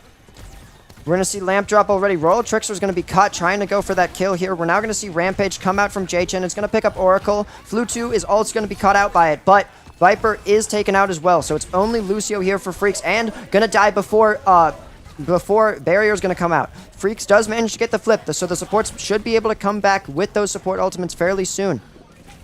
Sub 1, almost 2 pulse bomb, but is also very low. Is able to pick up Hall of Alu. We're going to see Blade come out from Roman now. Is going to pick up J-Chen. Beat now coming back from Schmelp. Viper will be returning shortly, is going to pull that Orbital Ray, which is going to allow a Trickster and Schmelp to try and get a little bit more damage here. Not getting a ton. Trickster is stuck, but is able to get in ground before anything too bad happens. Oracle's able to pick out Schmelp and Viper, and so that's going to be very bad. There's going to be no supports, and it doesn't look like there's going to be anyone to touch. Sub 1 does manage to get in time, and gets a stick onto Oracle and Shaheen, but is not able to get back on point in time, and that's going to be the map and the match to Null Sector. Yeah, Freaks used everything on that last fight. If they had won that, they would have been screwed for next point as well.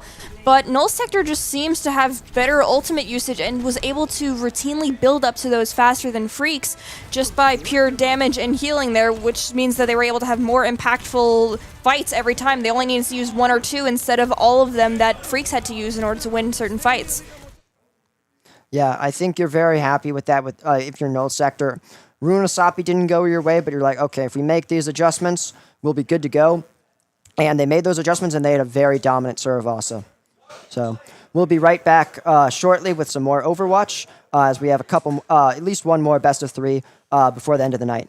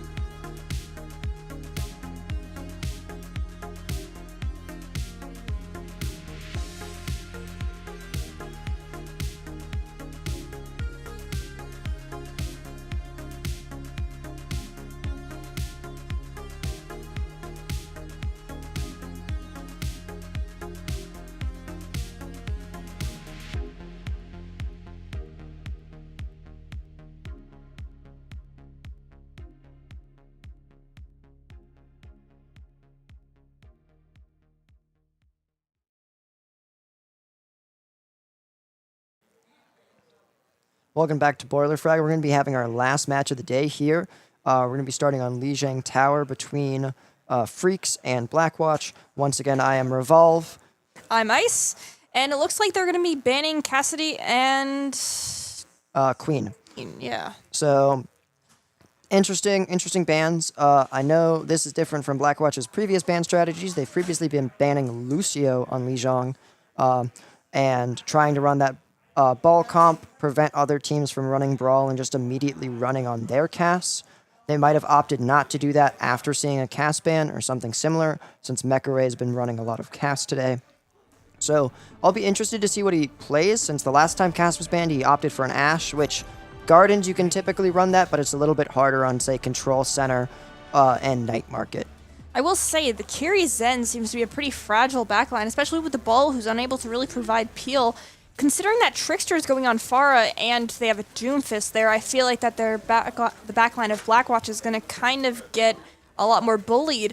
But Freaks has a Brig as well to help the Kiri, so they should be a lot better at dealing with the ball engages. I think that they know what Blackwatch wants to run on this map. Yeah, if Rafflecopter and Mecca aren't able to contest Trickster well, then Dynasty could have a lot of issues. There's not a ton to contest the Pharah, and that could prove quite troublesome if you're a Zen player. Yeah, the best they're going to have to do is try and get Trickster when they're on the ground, and Schmelp's already off the map! Yep, big boop from Rafflecopter. Dynasty getting pressured a little bit already in the backline by sub 1. J-Chen dropping a little low. We're going to see Ice Block forced from on Kitty. We're going to see a Doomfist punch almost get Kitty off the map. Rafflecopter's going to pick up Trickster, though, and then Dynasty's going to pick up sub 1, and it looks like that's just going to be the fight going the way of Blackwatch. Yeah, Dynasty was getting pressured a lot, and Schmelp getting staggered. That's actually going to be really annoying, especially because Schmelp seems to have one of the less mobility-oriented characters on this team. Going to take a bit. Seems like Rafflecopter is going for a bit of extra damage here to try and either boop someone off the map or get an early pick in general. Yeah, pile drive coming in, trying to burst down this far. It doesn't look like it's going to be able to secure it. J-Chen with Doomfist, now is the charge punch. Might try to go in with that shortly. Is getting poked out a little bit, moving over to try and contest this. May on point, does force out Ice Block. Rafflecopter coming out on mines, although is taken out by that Schmelp whip shot. And then sub 1's going to be able to take out Kitty. So this could flip very shortly in the way of Freaks, and J-Chen's going to pick up Llama Heist, so that should be this point flipping, and this fight going the way of Blackwatch. Sorry, of Freaks. J-Chen having Meteor Strike is going to be a bit concerning for Dynasty. I think the Llama Heist is going to have to save Suzu specifically to help Dynasty continue to maintain that damage that they need to burst down Trickster and to deal with their Doomfist. Yeah, sub 1 trying to harass Rafflecopter a little bit, make it harder for that engage so that he can't make use of Minefield. He's taking a lot of damage here, trying to probably go grab the Mega and to re-engage. Trickster's able to pick up Kitty in the meantime, though. So Rafflecopter may be avoiding using Minefields, trying to reset, wait for Kitty to get back. But in the meantime, J-Chen moving on to Zen is able to pick up that pick and picks up Llama Heist on the Kiriko, too. Llama Heist picked up sub 1, but I don't think it's going to matter when J-Chen just picked up 2, including both supports. And then Royal Trickster's able to pick up Mecha Ray on the side as well. I think that Kitty not having Blizzard might be one of the hardest things for Blackwatch here, because it can kind of shut down a Brig ult in particular, and it can negate a Kitsune pretty well from Viper. And sub 1 seems to be getting poked out a little bit over here, and Trickster's gone. Yeah, Trickster's taken out by Kitty. Doomfist punches in, ends up going towards the minefields. Rafflecopter's minefields are going to be able to take out Viper on the Kiriko fairly quickly, and that's going to hurt because Kiri had Kitsune, and it looks like it will be a fairly clean fight for Blackwatch, only using that one ball ultimate. We are going to see Mecha Ray move over to Ashe. Maybe not quite as good of a character, but definitely a character Mecha Ray is more comfortable on. So we might be seeing some impact come in from Mecha Ray. But Freaks has all 5 ultimates. So as long as they play proactively, they have so much to work with here. You just gotta force trans and then move in with some more aggressive ones. So I'd like to see them ult early to try to force things. But they're gonna be able to pick up Mecha Ray before anything happens. Use Pulse Bomb to grab Kitty. Blizzard gets out, but it doesn't look like anything's gonna come from it, as Blackwatch is just getting torn apart right now by Freaks.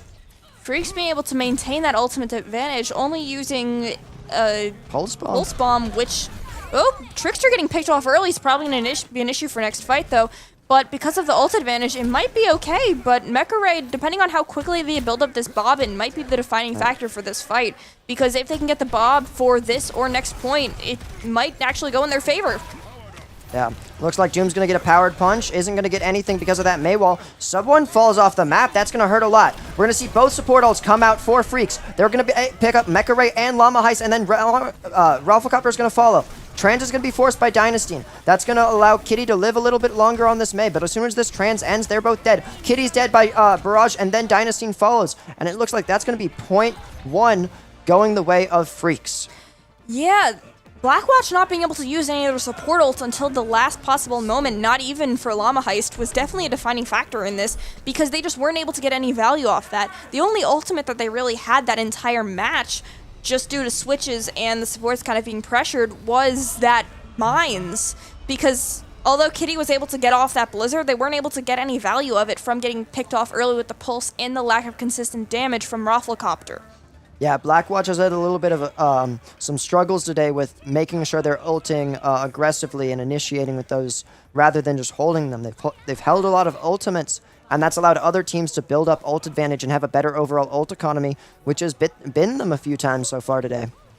I will say that Trickster going Echo on such an enclosed map might be a bit difficult there, especially because they're not really going to be getting contested very much, but they're going to be struggling. Yeah. Mecha Ray is going to force the recall out of Sub-1 early, is getting pressured out, but Llama Heist able to pick up a pick on Royal Trickster. That's going to be very big. They did decide to go for the Brig there, probably because of how the ball was pressuring them. It seems like that Rafflecopter is once again really close to Mines, and Mecha Ray goes down. Yep, that's a big pick for Schmelp. Kitty trying to pressure the Doomfist. It does get punched off. We're going to see some bombs connect. Able to pressure out Kitty a little bit. Kitty, going a little low. Llama Heist and Dynasty are going to be taken out as J-Chen moves in. So that's going to be both supports gone. J-Chen picking up another, and Rafflecopter dropping around to half. He's going to have to back out and let go of this cap. Schmelp being really close to Rally is probably going to be really good for Freaks here, because they're building up a really good ult advantage. And Sub-1 has a Pulse Bomb that Blackwatch doesn't really have right now, so they're going to be getting a lot of instant damage, and they're going to be able to pressure out Kitty at the very least quite easily. Yeah. Llama Heist able to get TP. J-Chen dropping very low. Sub-1 moves in with a Pulse Bomb, is able to pick up Dynasty. Rafflecopter is able to pick up Royal Trickster on the other end, though. Sub-1 picks up the opposing matchup, takes out the Tracer, and Kitty dropping very low, is stunned, is going to be taken out by Viper. Sub-1 trying to move onto Llama Heist now. Llama Heist dropping very low. Suzu is taken out and TP. So Llama Heist on the Mega. Looks like it will be able to survive it. Stay up. But J-Chen does end up getting the kill. Sub-1's able to pick up Dynasty again, so that's both supports. But both supports are taken out by a single melee from Rafflecopter. So that's a very, very big turn. Might be able to try and get the cap here, but it looks like J-Chen coming back on Doomfist is going to be able to grab Rafflecopter. Shortly after, might be able to grab this Tracer too. Is able to grab it, so that's massive for them, and they're able to move back in on the supports. Ends up having to use Meteor Strike in order to keep up the advantage. Some teleport forced from Kiriko though, and Kiri's then going to fall. J-Chen getting pressured a lot. Sub-1 did fall on the other side, so it's relatively even. We're going to see Blizzard come out from Kitty. Doesn't seem to be catching anyone, but it does end up getting Schmelp.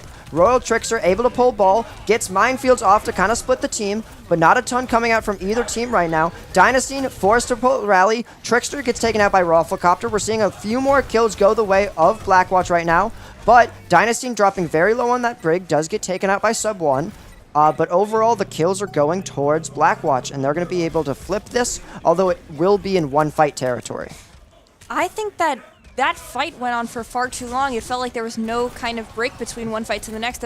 Both teams just want to keep on putting pressure, even if it means not really having a decisive win condition with a single ultimate. They're all just seeming to use all of them. Yeah, we're going to see Minefields and both Kitsune rushes, which is going to separate out the support line for Freaks, lead to Schmelp's death. Trickster's going to die to Mine shortly after. Relatively clean fight for Blackwatch here. Looks like it'll be short.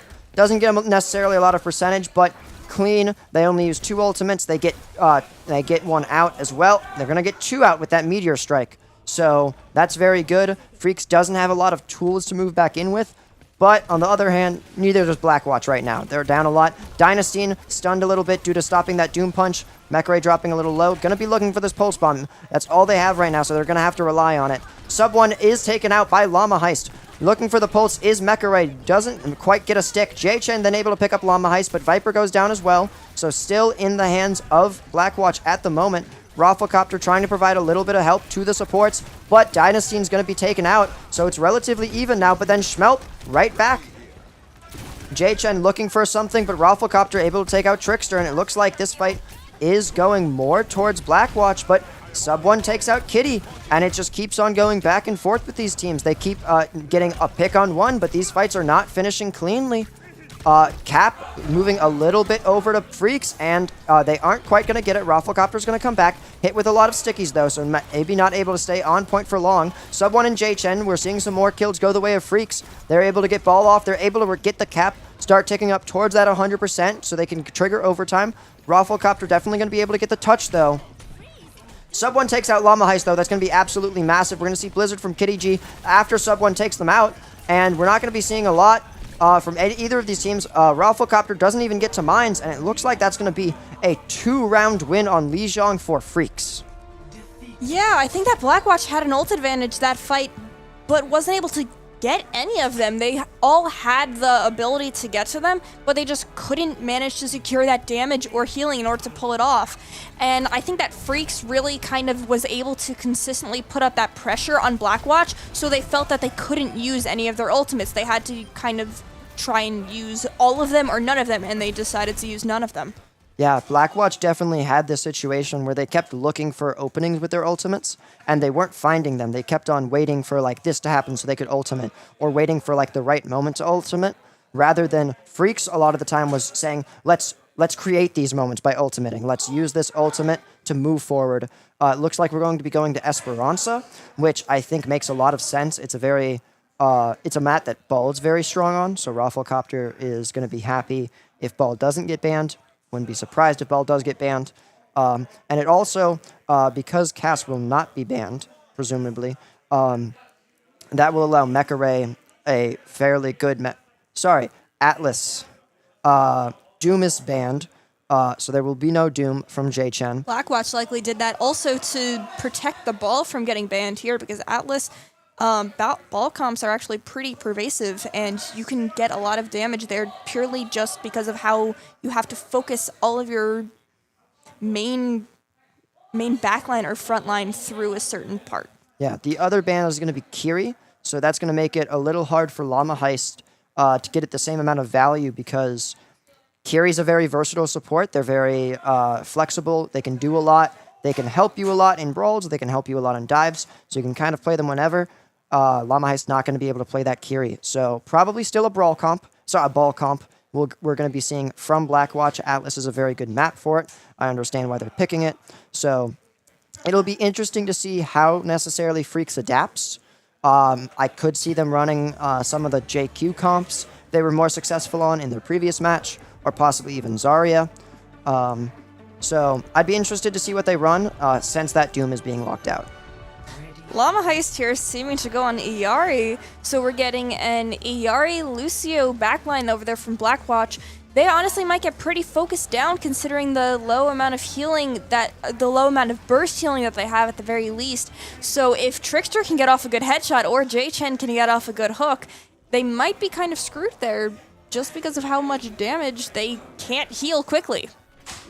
Yeah, I think Dynasty might be trying to move over to that Lucio just because Sub1 was such a pain in their side, and Lucio allows them to kind of run away from that a little bit more. It seems like they are actually sticking on this Hog pick, which is going to be very interesting. Hog is a very non-typical pick, I'd say, on Atlas. I really haven't seen too much of it, so interested to see how that works. We're going to see Ball come in, dropping very low. Going to have to go out, get some healing. But J-Chen able to get the quick kill off on Mekray, so Mekaray's not going to be getting much value. That's a big first pick. And Ball trying to get value here is Hook taken out right away. And so that's going to be two kills up for Freaks. They're going to be running this Hog. Reaper on this Hog now. No Wraith. Wraith is forced out and going to be looking for the Hook now probably. Yeah, Kitty dropping very low on that Reaper. Does end up getting killed by J-Chen. Caps coming through. Ball is back as well as Cass, but Dynasty falls right after, and it looks like this is just going the way of Freaks right now. Very good start for Freaks. I think that J-Chen actually chose Hog specifically so they could try and counter Rufflecopter, because getting a hook on a ball is quite easy and stops their momentum a lot, so they're really able to get a whole bunch of damage on that ball. Considering how little burst healing that Blackwatch has, I think it might be the main way to counter this ball here. Yeah, Rufflecopter getting pressured out a lot here, and he hasn't even been hooked yet. He's taking a lot of damage. Viper also taking a lot of damage. J-Chen able to get the pick on Kitty, though. That's going to be absolutely massive. Rufflecopter trying to confirm this on Viper. We do see the High Noon from Mecha Ray. Gets stuck by Sub 1 coming back from spawn, so is going to die. High Noon doesn't quite secure any kills, although almost gets Viper. And we're going to see Rufflecopter die out as well, and then Dynasty's going to fall after that. And this looks to be a brisk 100-0 on the first point of Atlas for Freaks. One of the main things there is that Freaks just have a lot of ultimates that have significant value. Dragons can really contain a lot of your team, especially considering that Atlas has a bunch of choke points where you have to essentially funnel your team through, especially with Whole Hog. But Blackwatch really doesn't have any of that, and Mecha Ray getting picked off early too. Kitty... Yeah, that's both DPS down for Blackwatch. Rufflecopter is able to pick up Schmelt, but being down both DPS with a Hog is very hard. You're not going to be able to pressure him out. He's going to get free value. It seems like we're going to get Kitty moving on to the Mei off of the Reaper, and then Trickster gets another kill onto Llama Heist. Dynasty is able to pick up Sub 1, so we are seeing some kills go the way of Blackwatch, but overall controls is with Freaks right now. I think that Blackwatch switch to the Mei have to counter J-Chen and Trickster's insane damage potential, but also so they could have a more controlling of the space ultimate, so you can kind of condense people there and punish that. Yeah. We are going to see the whole hog come out from J-Chen. Trickster is caught out by Kitty, so Freaks is down 1, but Sub 1 closing in on a pulse spawn him. If they're able to stick this, then that could be big value. Doesn't look like they are quite able to stick it. We're going to see the Solar Flare come out from Llama Heist. Not quite able to connect with anything, but still making enough room for the kills for Blackwatch to come through, and only that one ultimate get used. So they're going to be in a fairly flexible spot for this next fight. I will say that Blackwatch really only has one ultimate that's kind of impactful here, being Beat. The others are more space containing though, but Freaks has a lot of them, especially being Orbital Ray and Dragon still. Yeah, I wouldn't be surprised. Early Mines, yep, there comes an Early Mines to split the team, try to capitalize on the fact that they're separate. We're going to see Dragons come through, which isn't going to get a ton. Royal Trickster and Schmelp are going to go down. J-Chen does get Dynasty though, so it is flippable if they're able to get something. Viper's able to stay alive. J-Chen still trying to get value here, but Llama Ice takes out Sub 1, and that disadvantage is probably going to be too much. Although Kitty goes down, so who knows if they're going to stay committed to this. Dynasty not being able to get off that beat that entire fight definitely did not help Blackwatch here, but seems like they're still able to go. Yeah, they're going to move in with Rally Wisp. Ope gets back. They're immediately going to pick up Mecha Ray and Llama Heist. No hook connects, but it's not going to matter because they got 2. Lucio folds right after. That's a really big, quick re-engage with Rally from Schmelp. Freaks just turning around that momentum there. Even though they were down, they still held on and decided to just use the rally to kind of build back when all of Blackwatch was there, and they capitalized off of it. Yeah, very, very big play there. We're going to see an early aggressive Orbital Ray from Viper. We're going to see a beat immediately from Dynasty. Dynasty dropping dangerously low even with the beat, though, is going to be taken out by Whole Hog. Schmelp also falls, so we're going to see main support down for both sides. Sub 1's going to get taken out by Llama Heist, so it is a little bit of an advantage over towards Blackwatch right now, but Hog Hook still exists, so anything could happen right now. It looks like Trickster and Viper are going to be falling to Rufflecopter and Kitty. So this should go the way of Blackwatch. I don't see Freaks getting a touch, but they might be able to with Sub 1. Yeah, no, they will with Sub 1.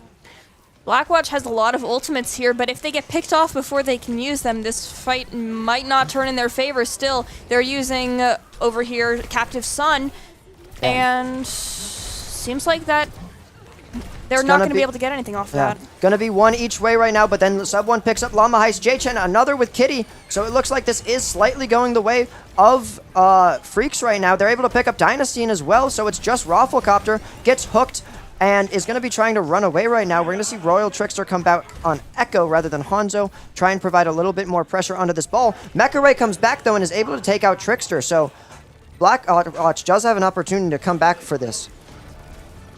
We're gonna Yeah, see- and they've used all of their ultimates except for Blizzard, only to still lose the point. Yeah, they're not going to be able to get that keep that touch going, and so that point's going to go to Freaks, and it's map point for them. Kitty G able to pick up sub 1. Jay Chen falling a little short. We're going to see Rally committed by Schmelp right here. I don't necessarily know if they're going to be able to confirm anything off of this, but they're certainly going to try to, or at least stay alive. But Jay Chen fishing with that hook. Not quite able to confirm anything as of yet. I think at the very least the rally might have just been for momentum to keep going with it, even if it didn't get anything. Both teams have picks, so Schmelp might be getting hurt a bit more, and there goes Viper, there goes J-Chen. It seems like that this fight is going to be in favor of Blackwatch, even though Freaks does cap the point. Yeah. Sub 1 getting that early cap's going to help a lot. Percentage ticks really fast on Flashpoint, so they're going to get like at least 15% off like just a small thing by sub 1. And Freaks, they're in a really good position right now because they're going to have 4 ultimates right now. Blackwatch coming up on almost 5.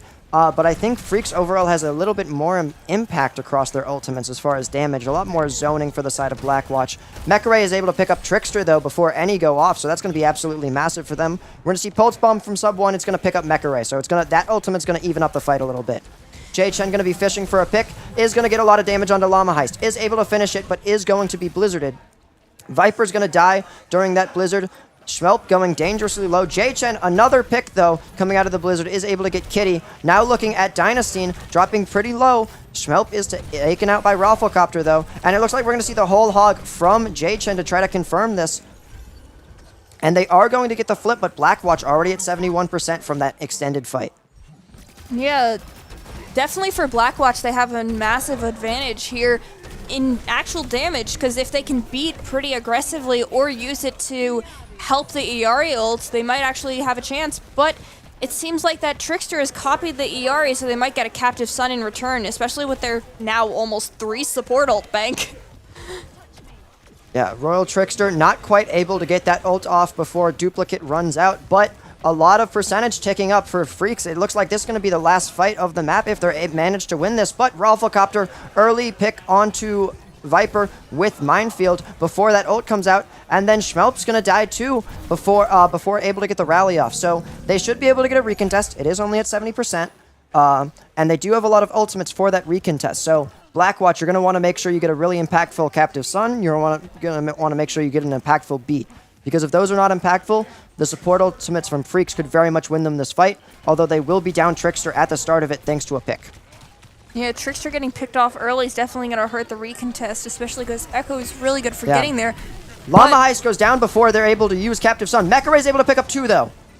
However, will they forget about the point? Meccaray's dangerously low. He falls, but Freaks seems to be down 3, especially their 2 most important ultimates here, Orbital and Rally. Trickster's back, is able to pick up Kitty, but Trickster will then fall. Sub 1 still here, just blinking around a little bit, trying to stall. Looks like they're going to be giving that one up. Yeah, and Blackwatch seems to still have the ultimate advantage, especially coming up on yet another Blizzard, but Llama Heist seems to be holding on to that Captive Sun a lot, probably still looking for a good opportunity. Dynastine gets booped off the map!